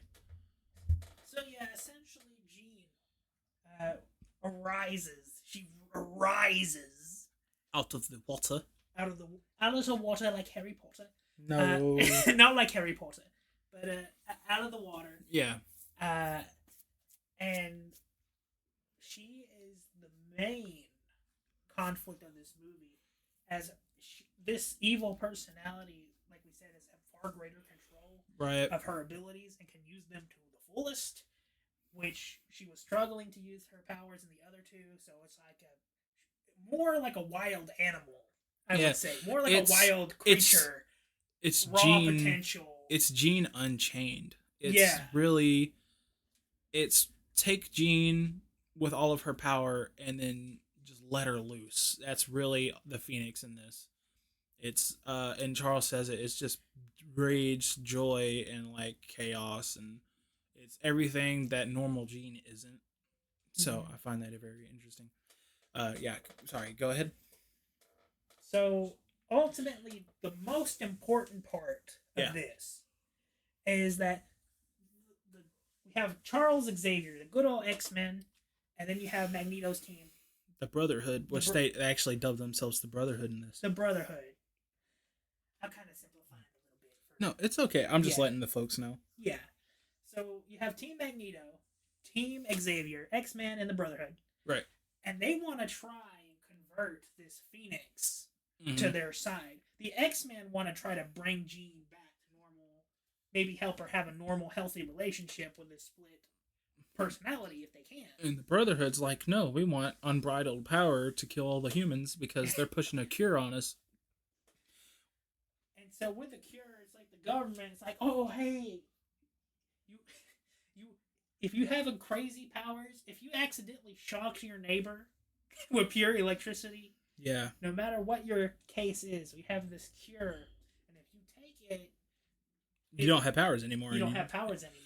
Now, and it's funny that this cure is like, hey, you don't have any powers anymore, because the cure itself is a power. Yes, it is. They get this kid, they have this kid locked up on Alcatraz of all places, where they set up a hospital of all things, and well, it's kind of like just a bioengineering facility, if I'm being honest. And they have him locked in this room, and we have Beast in this movie, which I do not want to gloss over. Phenomenal casting, Kelsey Grammer. Makeup's fantastic. The makeup is fantastic. He nails it. He friggin' nails the casting in this. And he is the Secretary of Mutant Affairs, which is really good. It's a step up from what he usually is, and he's just part of the X-Men usually. So he's actually making some changes here for mutant kind. And so he goes to talk to this kid, and he walks up, and his hand, if you haven't seen it, his hand starts changing back into a human hand instead of his blue beast hand. Yeah. And he starts seeing like, oh. So he's like, there's just this moment where he looks at his hand, and he almost starts, I think, tearing up because it's been so long since he's seen his hand look normal. And then he has to like step away, and then you see like this doctor in the background have a reaction of like kind of like silent joy, I guess, where she's almost getting tearful about his reaction and everything. And so you see Beast have this like reaction of, this could be good for people like me who want to be normal, and look normal, and have normal lives. And so yeah, the cure is just a child who's probably about 14 or 15. He's not very old. And so they announce this cure, and we get Angel in this, the guy with the wings, who is also a big X-Men character. He's part in the comics. He was one of the first X-Men in the comics, in the first team. And we're finally getting him in the third movie. Hooray! No, because they don't do a lot with him, and it's sad. If you look at the promo material, they have him in an X-Men uniform. Oh yeah. And they advertise him as part of the X-Men, but in this, they're just like, we're gonna cure you. No, I don't want to be cured. We're gonna cure you. No, let me be free, Dad. And he jumps out of a window, and that's pretty much it. And then he comes back in the end and saves his dad or whatever. It's a whole lot of nothing. It's pretty to look at. I'll give you that. They did get some spectacle going with that. Yeah. But yeah, go back to you. Sorry. So yeah, so the X-Men, along with this on their plate, they're like, this cure, can we trust it though? Like the government is dealing it out, and they're like, I don't know. If we take this, is this poison? It's like as I joked before, is it bleach? It's like it's like the COVID vaccine. It's another hot topic there, buddy. Yeah. But it's kind of going back to that. People don't trust the government and their vaccines and stuff. Yeah. which also takes this out of being a dated movie. Yeah. Because we just had this situation where, hey, we have this cure or this vaccine for this thing. You can take it if you wanna. It'll help your lives. And if a lot of people are like, I don't know about that. I don't know if I should take your secret sauce, government. I'll take McDonald's secret sauce. Hey man, it's just Thousand Island sauce, if we're being honest. I used to work at McDonald's. It's just Thousand Island sauce. Spoiler alert, McDonald's fans. I just debunked you.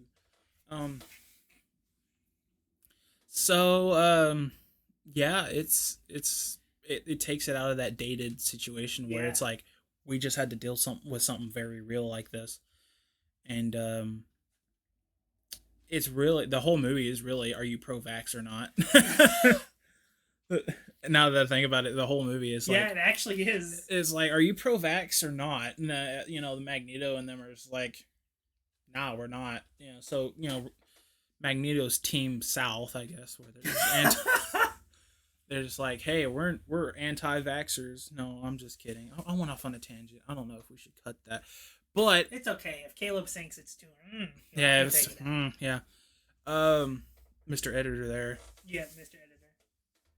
But yeah, go ahead. I keep trying to cut away from you, and I'm sorry. Well, no, you bring up good points because, like I said, the appealing things about the X-Men franchise is that this is real. This is real. It's real stuff. Like, the superheroes are great, but they're dealing with real problems. Yeah, they're dealing with real problems. Unlike like Superman. When's the last time Superman had to fight against vaccine pushers and last time he had to deal with discrimination? Yeah.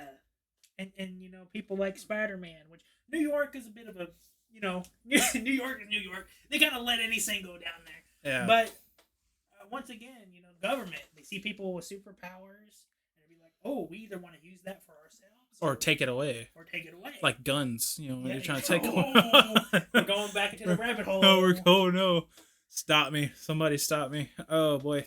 But yeah, it is, like you're saying, it takes a lot of precedence in the real world. Real world? What am I? Woo.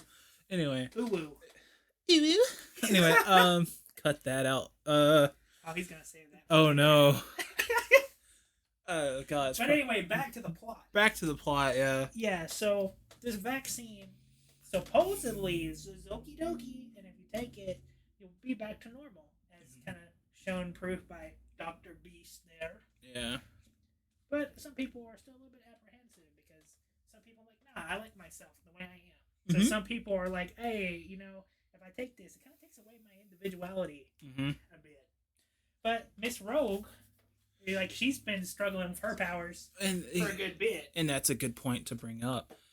In the books and in the other shows and movies and stuff that we have, Rogue is a powerhouse, and she's supposed to be like the Southern Belle powerhouse, don't take nothing from nobody. But in this, they really downplayed her a lot. She's not all...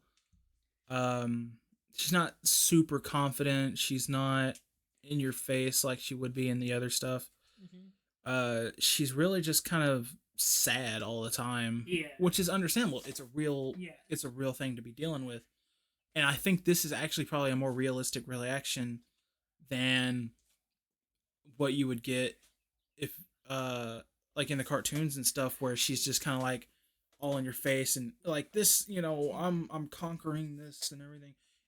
But that's Rogue after a while. Yeah. And I know a lot of people had this expectation of, oh, we're going to get Rogue. She's going to be badass. But in this, she's not. She's trying to cope with the fact that she can't touch anybody or do nothing. And that kind of pushes her into what you were saying about she's kind of having this problem. But yeah. Like, man, I can't even kiss boys. My power kills boys. It kills men, it kills women, it kills children. Whenever I try to touch them, but it sounded kind of sus, so I'm going to push pause on that last part. So, Wolverine even brings this up, and she tries to go get a cure and everything, and Wolverine stops her, and he's like, you're not doing this for some boy, are you? And she kind of takes this, like, pause where you're like, yeah, she's doing it for a boy, and he doesn't say anything, And she's like, she even makes comment, and I like that they make a comment, and she's like, aren't you gonna like stop me or tell me to go back to my room? She's like, he says, I'm not your dad, I'm your friend. If you think this is what you should do, then do what you feel like. And I like that. Yeah. But at the same time, yes, tell her what to do. She's doing this because she wants a boy. It's not very good reasoning. Yeah. I'm sure eventually somewhere down the line you could find a way to do that. But to say you want to get rid of your intensely cool power of stealing other people's power, which, by the way, she doesn't use it very much. She uses it like once per movie, and it's kind of sad. But, it's not very good reasoning. I mean, that's saying like Charles is like, hey, I can read minds, but I don't want to read minds anymore because this girl, and I feel like I don't want to read her mind. Yeah, it's very off-putting reasoning. I feel like they could have found something a little better, but it does make sense.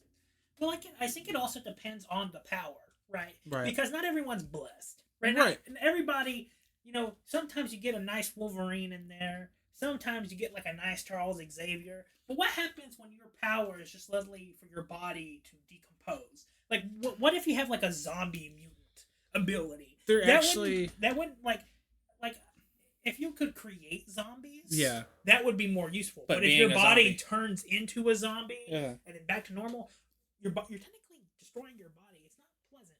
So I kind of feel like an ability like that, where it kind of sucks. Yeah, I get it. She does hurt people with her powers and everything.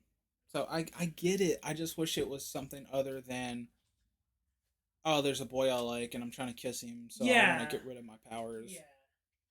And it doesn't work. The cure, I will get into this some other time, but it's only temporary. Oh. So anyone who did get the cure isn't cured permanently. It's just a short-term cure. And I don't know if anybody actually knew that or not. In the continuity of like they thought they had a full-on cure, and then they go home for like a few months, and they're like, "Hey, I could do this thing again." No, not bueno. Anything else you wanted to add to that? I know we're only about halfway through the movie right now for that one. Well, like I said, I could see why people would take it, and I didn't even know about it being a temporary cure. And they didn't even know. It's only in the right before the credits roll. That's when they kind of give you a little. It's not really all gone, is it? Yeah. So I guess one thing I would like to say is that I am a little. I'm a little bab. I'm a little sheep. Mm-hmm. Because I didn't watch much of the '90s cartoon. I didn't either. Or read the comics, so I don't know. Like, I don't have a lot to go off with Rogue. What I have to go off of Rogue is what I see in these movies. This is the first time I've really seen her character, really. Right. Because I did like know a little bit, but I'm not like oh yeah, she's like top 10 characters of all time. Of course. I don't know her. And a lot of people will probably do that. And I know some people are mad because she's trying to get with Iceman in this, who, if you don't know, doesn't age well, in the fact that they made him, or they wrote his character into being gay. Oh. That's canon now. He is now a gay character. And so if you go back and watch this movie as a fan of what they're doing with that now, you're kind of like, he's not gay in this, that's kind of wrong. But it wasn't wrong at the time because they hadn't announced that yet. So there's a little bit of disconnect from what they're doing now and then. And her love interest in the comics isn't usually Iceman. It's Gambit, which they don't introduce until X-Men Origins Wolverine. And they don't do very well with that. I'll just let you know right now. And it was supposed to be Channing Tatum, of all people, which we might be getting in Deadpool 3, I heard. So that's interesting. But yeah, go ahead. But from what I've what I've heard you say about it, she does sound like a top tier waifu. Yeah, she's got that southern accent. I know a lot of people in the cartoons were saying, that she's caked up in the cartoon, and a lot of people are mad because they took away her cake. In the newest X-Men trailer for the cartoon. And yeah, I mean, she's got that long red hair with the streak and the gray and white streak or whatever. And she's just a powerhouse. She's the waifu material, I guess you were saying. But she's nothing like that in this. Yeah. You were saying, yeah. So Magneto, being Magneto, of course, is like, hell no. you got these vaccines that are gonna. I see what you're doing, and so he has a plan, and he's gonna be like, you know what? We ain't gonna allow this to happen. Right.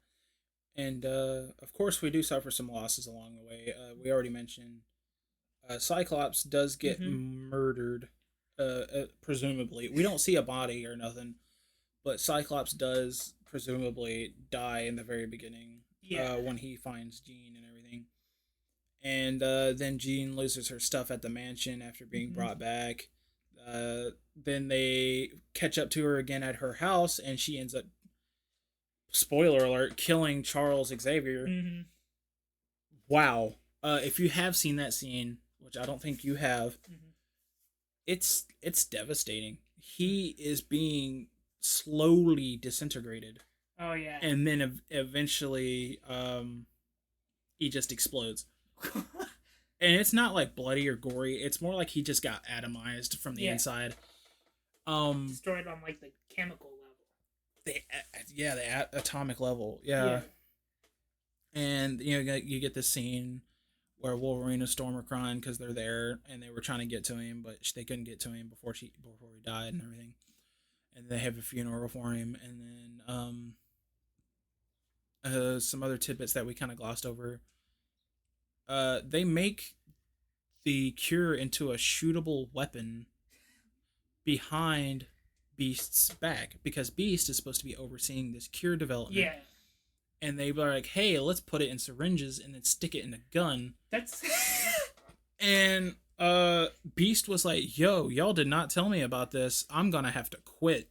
So he quits and goes back to the X-Men. And there's that whole situation. And Mystique loses her powers because she tries to protect Magneto. And then Magneto just immediately leaves her. Yeah. And he's like, she was so beautiful. No, she's just a human. And now then they leave. Mm-hmm. And then we also get our first Juggernaut in this. I know a lot of people don't like this Juggernaut because I think he's like Australian or something, and he does like, I'm the Juggernaut, and Juggernaut. He's like, I have to pay, and he's like, do you know who I am? It's like this whole situation. I'm Captain Boomerang. Yeah, I'm Captain Juggernautarang. It's a whole situation. I don't mind the design. Don't get me wrong. It's a weird, kind of like smaller, like helmet situation. Yeah. Whereas usually he has that big dome. Yeah. I think a lot of people were wanting the big dome, which we got in Deadpool 2, thankfully. Do I prefer it as a smaller feller or over the CGI? Kinda. I think it looks better when you got a practical person. In the suit compared to the giant CGI man that we had. But you had to do that to scale it with Colossus in that movie. So there you go. But I think they work fine in their respective universes and stuff. So I'm trying to remember, we get some stuff where Wolverine goes in the woods to find Jean, and he gets thrown back. We pretty much covered everything except for the final battle here. And the final battle is good. I would say it's good. I think it's funny. I think it's exciting. The only downside to this whole movie is Mr. Quillboy, who looks like a porcupine. Mr. Quill the Hedgehog. Yeah, it looks like if it looks like if a man stuck his head right onto a porcupine and just got all the needles stuck in his face. Oh wow. It's terrible. It's so bad because he's trying to be all intimidating. He's like, he does like this like head motion and his quills come out and everything.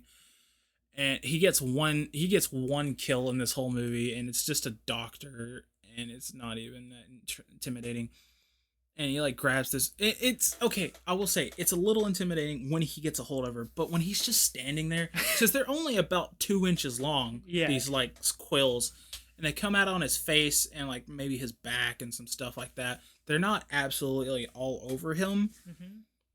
It's a pretty useless power. It does not beat a gun. I'm telling you that.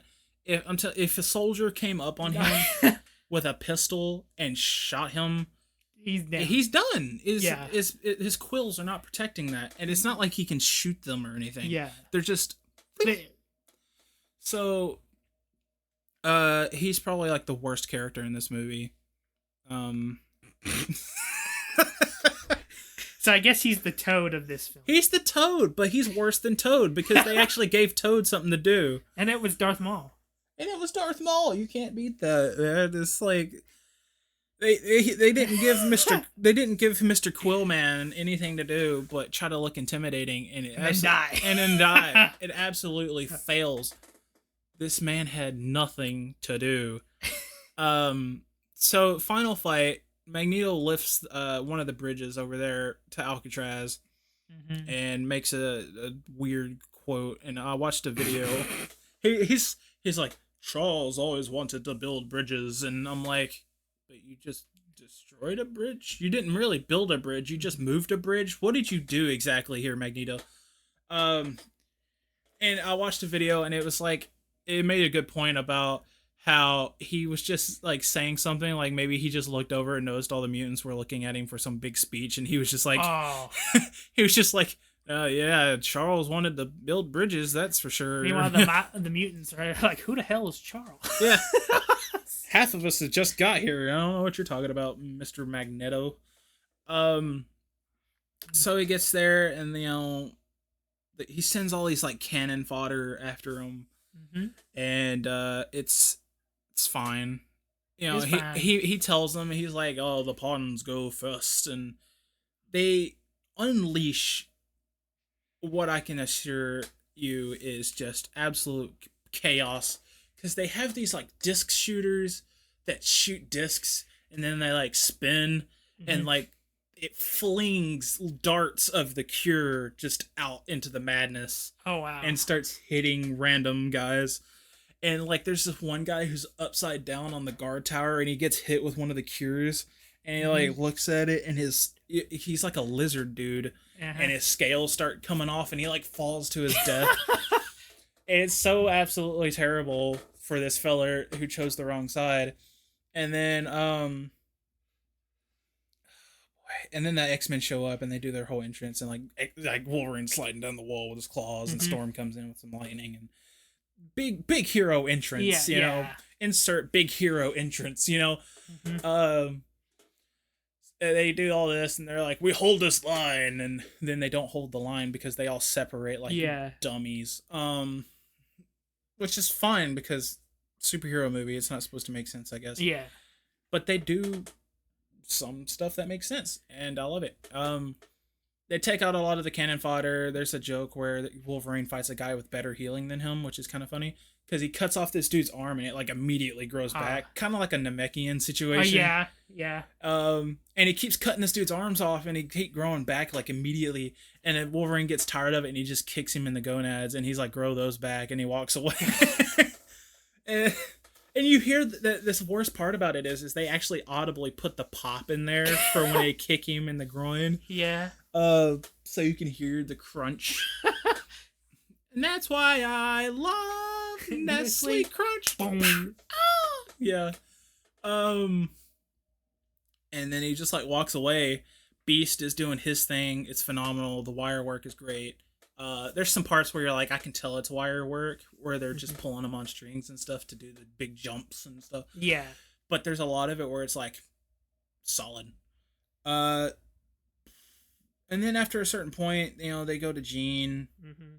and Jean's like having a big, mental crisis. Um, it's this whole situation. So they have Iceman fight Pyro. Yeah. Great fight. It's been building for like 3 movies. Yeah. Tension was rising. For sure.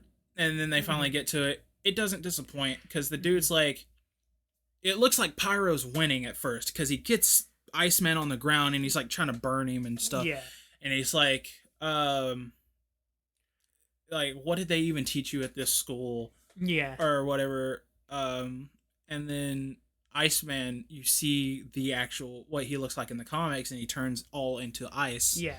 And he stands up, he grabs Pyro's hands and like headbutts him. Ooh. And it hurts because this man's made out of solid ice right now. And he's like, you never should have left. And he walks away, and that's like his big mic drop moment. Wow. So then we get the big Jean moment where everybody's kind of just defeated. X-Men are winning, and Jean's about to unleash full might of her power. And she does. She starts destroying what happened to Xavier, where I talk about him getting atomized. She starts doing that to all of Alcatraz. Oh wow. Where she starts disintegrating soldiers and stuff just all around. Vehicles are getting disintegrated. People, Mr. Quillman gets disintegrated. Thankfully, rest in peace, Quill dude. So we go from there, and Wolverine's like trying to get the rest of the X-Men out. And they had this little conversation before the whole mission started where Storm's like, you gotta be ready to do, what you have to. And you get it. She's talking about killing Jean. And it's getting to that point. So Wolverine's like, I'm the only one that could stop her, And it's true, because they're disintegrating. There is nothing left of them. He is the only one that can heal fast enough. Yeah, to counter. To counter it, yeah. And so he has to make this slow trek up to her where parts of him are having to regrow back while he's walking. And it's this really cool cinematic scene. The music is swelling. It's all orchestral. There's this big set piece where everything's on fire and disintegrating. She's at the center, and he's having to go up. And he's making this big trek up, and he gets up there. And she says something like, you would die for them? And he's like, no, I would die for you. And then she snaps back just for a moment. And, she snaps back just for a moment to be Jean again. And she says, save me. Whereas in the beginning, she said, kill me. And it means the same thing in this situation. Yeah. But she's like crying, and she says, save me. And he says, I love you. And like guts her. He has to like get her deep in there. And he gets her, and it's like so sad and everything, because the music really gets you into the moment. Yeah. Props to the orchestra and the people who did the music for this, because they killed it with this last scene. And he finally kills her, and they drop down, and he's like holding her, and he like, the classic no. Yeah. I think that kind of ruins it for me. It's like the whole Darth Vader screaming no when he finds out about Padme dying. Yeah. I think if they would have just left it with him holding her like that and then fade to black or something, that would have been fine for me. But it's the no that kind of takes me back out of it. But yeah, that's pretty much the end of the movie. Charles comes back in somebody else's body and then gets his own body back in another movie. It doesn't make sense. We don't talk about it. Magneto gets his powers back at the end, which I didn't really explain. Is the way they get to Jean in the first place is they actually inject Charles. Let me get my words right, man. Anyway, they inject. Stab some old person. Yeah, they get an old person with some needles. They get Magneto with the cure, and he's like, "I'm one of them." And then he walks away. And then right before Wolverine does kill Jean, he does have this moment of like, what have I done? Yeah. Because he actually has this moment where he realizes, what have I done? He pretty much said, what have I done? Yeah. And it's good. He's having a moment where he's like, maybe I did go too far this time. Yeah. And he's leaving as a human, realizing he just messed up, like, big time. Probably one of the worst mistakes he ever made, in his opinion. And it's weird, because you would think having Charles try to kill the human race would be the biggest one. You mean... in X-Men 2. When he had him in Cerebro. Yeah. And he had that guy mind-controlling Charles. Yeah. I think that was... You think that would have been it? But no, then he makes a disintegrating powerhouse that just goes around killing whatever. And he finally has that moment. But, is there anything you want to add to that? Talked about what scene stands out, etc., etc. Well, there was I do think the best part is the end. That part there. The end, yes, definitely. That part there, the trek, and because you can tell it's kind of like Revenge of the Sith, where you can tell this is what they've been trying to build to. Yeah. This is the moment they've all been trying to get to, and that's where they put all the heart and soul in. Yeah. It's definitely one of those things where you could tell this is what they've been trying to get to. This is where it's at. But yeah, go ahead. Sorry. But yeah, it's I thought it was something. Two things. Yeah. When it's not one of those things to where Jean is completely gone. Right. She does pipe back up every now and then. Yeah, because there's some cases of like in shows. Yeah. I think actually what it's called is there's different types of mental issues. Yeah. But I think it's actually called DID. Dissociative identity disorder. Yeah, when you're both there. Yeah, both there, yeah. But when it's just split, when there's like, hey, no, this is two different people, yeah. But you can tell there's like a fight for control in there. Yeah. Where she kind of pops out for a split second or two to say, help me, kill me, save me, something. Yeah. And she has a little sulk and cries, and then she switches back into Phoenix. And you can tell it's Phoenix because they make her look like an absolute demon. Have you seen the art for that? Or the makeup for that? Like with the red eyes? Hold on. You go ahead and I'll look it up real quick. Well, yeah, it's just the idea is that I did think it was interesting that they did it that way, right? Because you could have done the saying where like Jean died, right? It was like one of those things where her personality, her identity, died in the second movie, and then it was just Phoenix the whole time and free. Yeah. But the fact that she was still there kind of shows that that this could have been really different. Right. And I think even with like, Xavier talking about, hey, I use my psychic powers to try and push back that negative personality and try to keep it in check. And then, when... Look at that.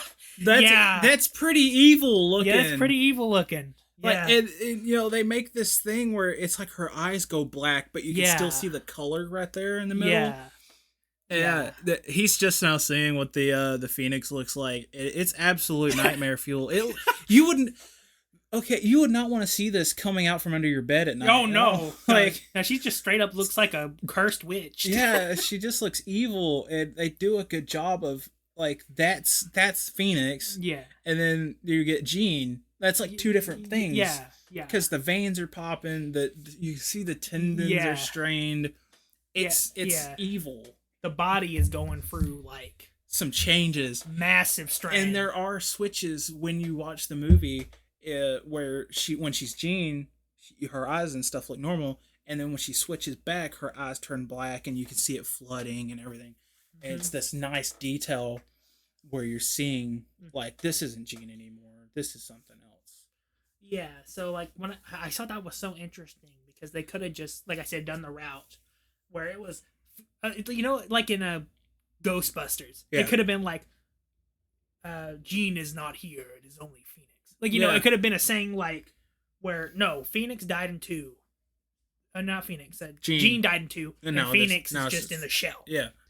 But the fact that they're still in a way one and the same, and they're there. They're both there. Yeah. They're both there. And along with Xavier, what he said earlier, I really felt like she could have learned to use that. or at the very least could have come to a common, like a thing where she could have helped train that personality. Yeah, to be like a weapon or something. Like, hey, if I'm ever in a situation where I need to use full power, you take over. Yeah, like it could have been like kind of something like I think Naruto is a good example. To where like Naruto has this demon in him, and he's able to like talk to it, and they're able to like agree on certain things. Like, hey, I'll let you use my power if the X and Y. That kind of reminds me of Seraph of the End. That's another anime that I've watched where they have demons in that, and they have to use deals with the demons in that, and they're like, hey, I'll let you use my power for, like X and Y. Yeah, I think that's just a common trope where you have to make a deal with something to get a certain amount of power.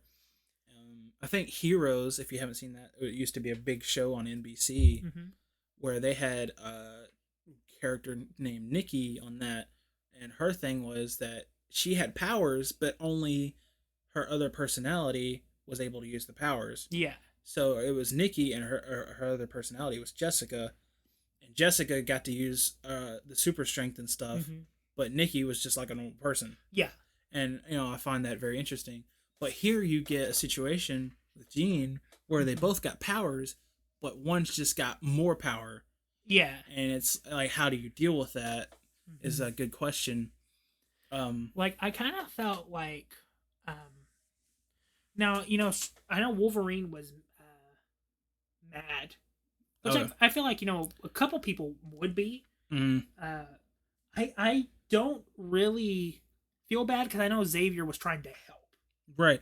But by keeping it locked away, it made it worse. And Wolverine makes a good quote here where he says, sometimes when you cage the beast gets angry. Yeah. And he makes this quote. Yeah. And Charles really dismisses this. Yeah. And I think that's one of the downfalls of this movie is Charles doesn't listen because he thinks he knows better. I think Wolverine is older than Charles. He would know. Oh, wow. Yeah. Because Wolverine's been alive since before the Civil War. Oh, wow. Yeah. I didn't know he was that old. Yeah, he's been alive that long. And we find that out in X-Men Origins. Haha. We may have to get into that. Maybe. Depends. Depends on if you like this video. Go ahead and like this, okay? Just give us a thumbs up, subscribe. Go to the Insta. Yeah, go give us a follow on the Instagram where we post memes about all of our favorite content. It's the same name, Fueled by Geek on Instagram. Go ahead and follow us. There we go. Shields. Shameless plug. There we go. So yeah, I mean, it's what would you rate the third one just off of what we talked about? From, I know you'll probably have to watch some clips on it of your own just to get your own opinion. I do think 3 is better than 2. I do think so too. I think 3 is the Revenge of the Sith situation. Yeah. I think it's what it's been leading to. I know a lot of people like 2 over any of them, but I think 3 is for me. I think it's where it's all going. It's bigger. It's got more spectacle, which I guess, if you want to just go off of that, it's fine. But it deals with a lot of issues, real people issues, a lot of real choices that you have to make in real life. So I think for me, it's going to be a 9. I wouldn't give it a solid 10 because of some of the cheesiness. I'll give it a solid 9, whereas I'll give the first 2 an 8. For me, I feel like I would stack this up like the first one. Yeah. And then I put the third one. Yeah. And then the second one. So it goes 1, 3, 2 for you? 1, 3, 2 for me. It's going 3, 1, 2 for me. Yeah. I think I like the first one more than the second one. But I like the third one more overall. Yes. So I do think how I would do this is that I would give X-Men 3 the same score. Yeah. But there's something about it. I don't know what it is. It is the first movie, and it just hits my brain. Oh yeah, it tickles the right brain. Spots. Yeah. And I kind of feel like that even though this one is really good, but I feel like it's the best when you get to that final battle. Yeah, it is the best when you get to the final battle. Yeah, it has. I think it has the best final battle. Yeah. Out of the first three. Yeah, yeah, and the emotional moment is great in that with Wolverine and Jean. But I feel like I think I probably would have liked the movie more had the Phoenix. The Phoenix is the main plot, but it's also not the main plot because you have the vaccine stuff. The vaccine stuff. And you have vaccine. You have Jean in the Phoenix. You have Wolverine like coping with the loss of her, and then having to cope with having to kill her. There's a lot of subplots, and then there's like two main plots, and I don't mind it because if you don't really think too hard on it, if you're looking for something to make it bad, then you're gonna find something. But if you're there to just enjoy it, you're gonna enjoy it. It's gonna be a good time. But if you're there to criticize every little thing about the movie, of course you're not gonna have fun with it. So I think it does fine with having that many things going on. And another point I did find on some of the videos I was watching is that it is better than Spider-Man 3. It does similar things, but it does it better. Yeah. There's multiple villains. There's some lean into the dark side kind of stuff going on. There's multiple plot points, but I think X-Men 3 does it better than what Spider-Man 3 did with. And I find that very interesting that they kind of went in the same direction, but one came out a little bit better than the other. Yeah. And they released, I think, in the same time period, because I think X-Men 3 was 2006, and I want to say Spider-Man 3 was 2007. It was. So it's like a year off, but for some reason, Spider-Man 3 didn't learn from Spider-Man, or the X-Men 3 movie. Yeah. So it's odd. It's a little odd. Yeah. But X-Men 3 did do it better, in my opinion. I may have to rewatch Spider-Man 3 and then actually watch X-Men 3. And then give your own opinion, yeah. But I do feel like that for example. Yeah. How I would make the movie better.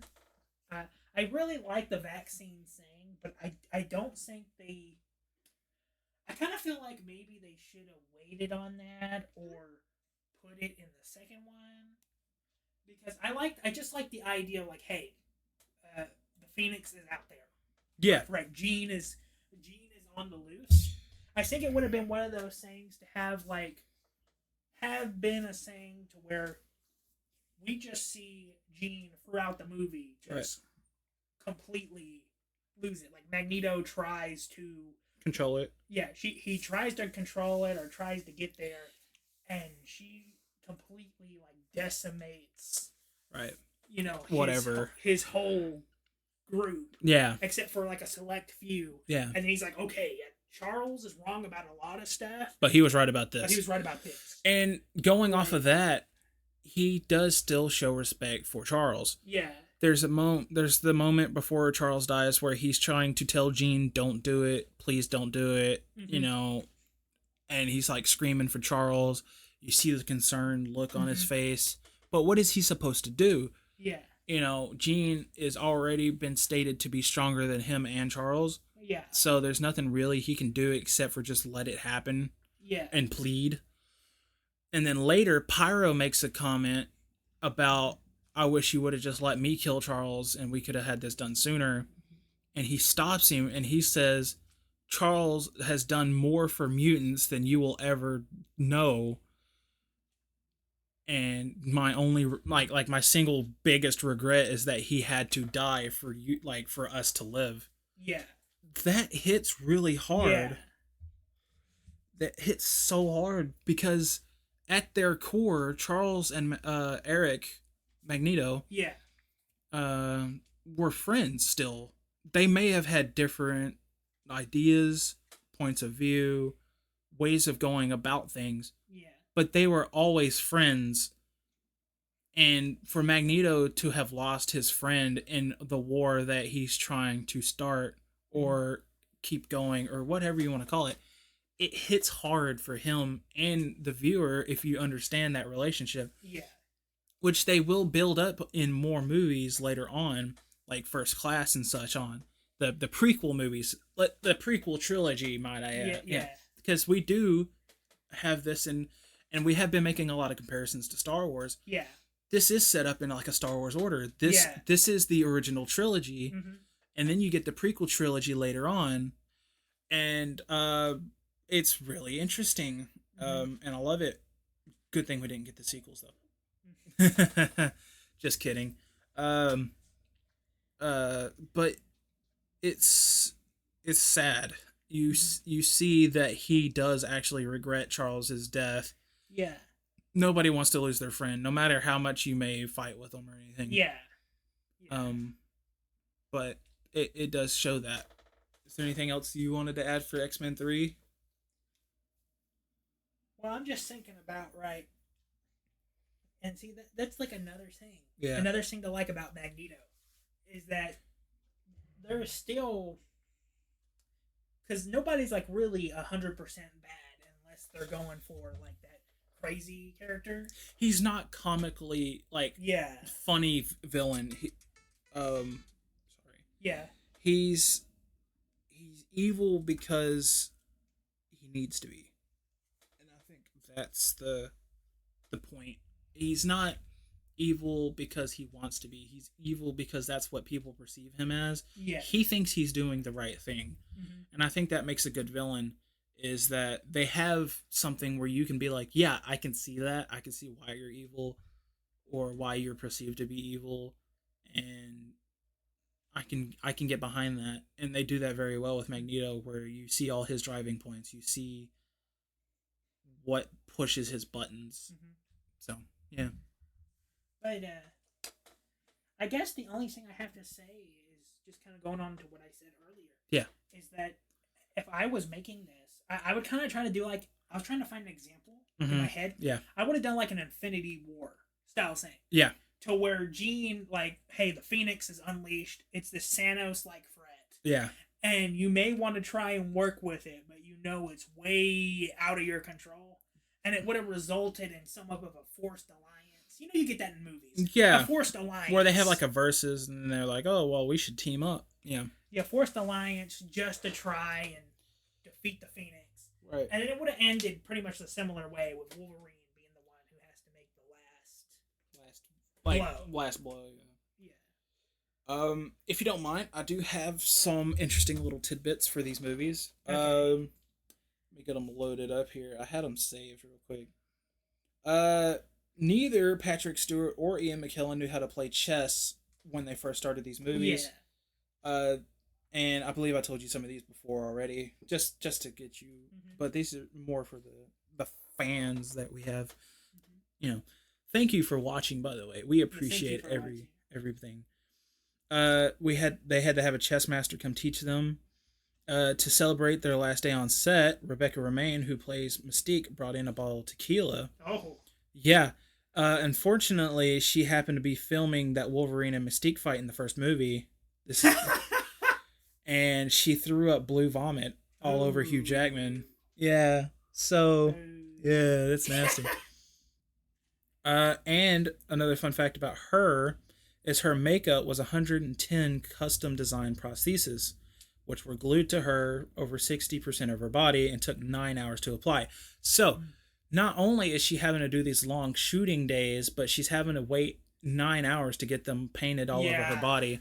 Yeah. Now, me and my wife were talking about this, and we were saying, why didn't they just put her in her costume? Because she has a costume in the comics. Yeah.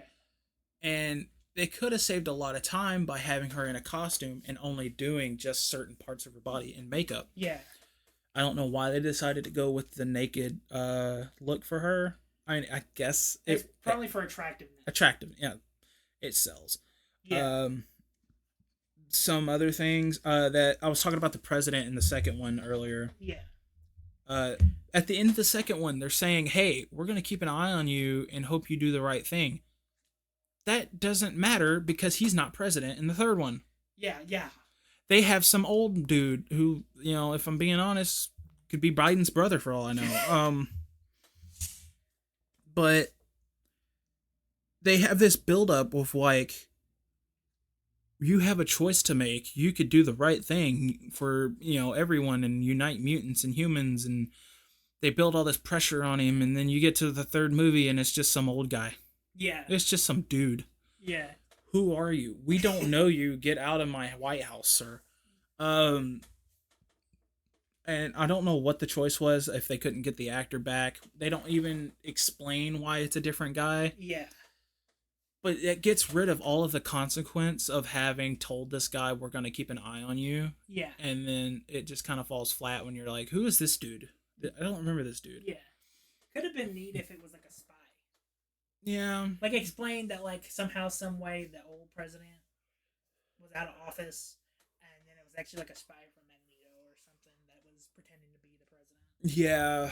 And I don't know. It could have. Yeah, I think that would have been an interesting. Yeah. But they don't explain it, so it's all speculation.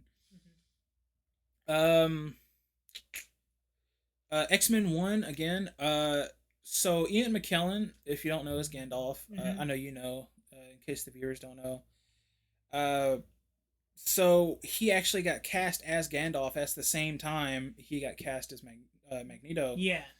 So he had to go to the directors and such of X-Men and say, hey, I'm also doing another movie. I might have to drop out of this one. And they said, no, you're too important for this movie. Mm-hmm. So what they did was they reordered scheduling for Magneto.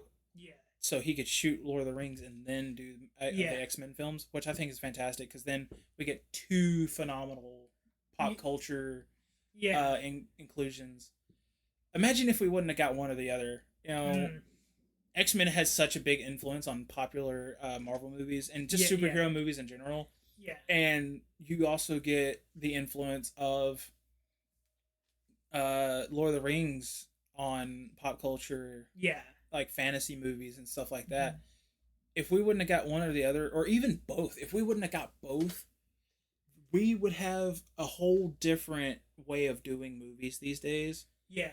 And because especially today, all the movies that come out are pop culture. They're remakes. Yeah. They're continuations. Mm-hmm. They're spin-offs. They're all connected in some way or another. And these films were big influences, whether you want to admit it or not. And I think it would have been different if we wouldn't have got Mr. McKellen on there. Sir McKellen, I should say, because he is a knighthood, yeah. I believe. So right in with Patrick Stewart. Oh yeah. More one ways. I do know Bryan Singer had some stuff going on. He has been kind of trashed before because he has made some not so good choices. So they actually had a different director on the third one than the first two. There was going to be a scene, I believe, in the third one where we were going to get Storm's origin in Africa. And I want to say it was supposed to be on the outskirts of Wakanda or something. It was supposed to be super interesting. And there was going to be like this famine or drought or something. And some like soldiers or something were supposed to come. And like it was like a whole situation. I don't remember it to the letter. But it was supposed to be this whole intro for Storm and like her backstory. She was supposed to like save her village with her powers. Wow. And the reason they cut this is because it was a trick to get Halle Berry to sign on again. So they wrote this into the script to be like, hey, why don't you come do this third movie? We're going to do this for your character. And the director found out that this was all going to be a trick. So the first director for this movie had dropped out and apparently didn't tell anybody. And then they got her to sign on and then threw out that part of the script and got a new director. Oh. So we could have had a Storm origin, but we never got it because of Hollywood politics, which sucks for Halle Berry and everything. And sucks for the viewers because Would have loved to seen that. Would have loved to seen that. Yeah, Yeah. like some sort of like kid version of Storm using her powers to save her village. Give me some of that. We have this franchise as like the Wolverine train. Mm-hmm. Mix it up. Give us some Storm. You know, give us some of that. Give us Mohawk Storm, because if you don't know, that's a thing. Mohawk Storm is a classic look, and they do bring it into X-Men Apocalypse, but it's not Halle Berry. It's a different actress. Yeah, yeah. I'm sorry, I don't remember her name. She pulls it off though. Yeah. But I think that's about all the little tidbits I got for that. Okay. Is there anything you wanted to add? Anything you knew? So I'm gonna I'm gonna end this off with one more thing. Yeah. And it has to deal with what you were talking about earlier. Mm-hmm. So, is Storm, like the comics or anything, is she actually from Wakanda? She's just from Africa. She's just from Africa. I don't know what like country or whatever in Africa. I'm not sure. I'm not too read up on Storm. But she is from Africa. But fun fact though, she does at some point marry Black Panther in the comics. Wow. So she is Queen of Wakanda at one point. I don't know if she still is currently. I just know that they do get married at one point and they are King and Queen of Wakanda. And that actually causes some problems with some other characters because they're like making fun of that, and she's like not having it because she's a queen. Yeah. And you know, all hail Queen Storm. You know, give some Queen Storm praise, because she's awesome. Yeah, you know, she's a weather witch. She's awesome. She has some cool powers. Awesome costume design in the comics. I don't think many characters get such awesome costumes, because she's got like this like silver costume, I believe. Yeah. At least that's what was popular in the 90s cartoon. I don't know if it was still used. Like I said, I don't read up on Storm a whole lot, but she's awesome. And I do know that there was for X-Men Origins and stuff, I do think that they had plans to do a solo Storm and a solo Magneto, but I can't remember for sure. If we do those movies, we'll talk about that. But yeah, I think that's all for the reviews and everything. Yes, you think that's okay? Thank you all for watching. If you've made it this far, give it a thumbs up. Give it all the thumbs up you can. If you enjoyed this video, subscribe. Join us next time. I'm not sure what the topic will be next time. We'll figure it out, and then we'll get to it. Follow us on the Instagram, Fueled by Geek. Thank you very much, and have a good rest of your day.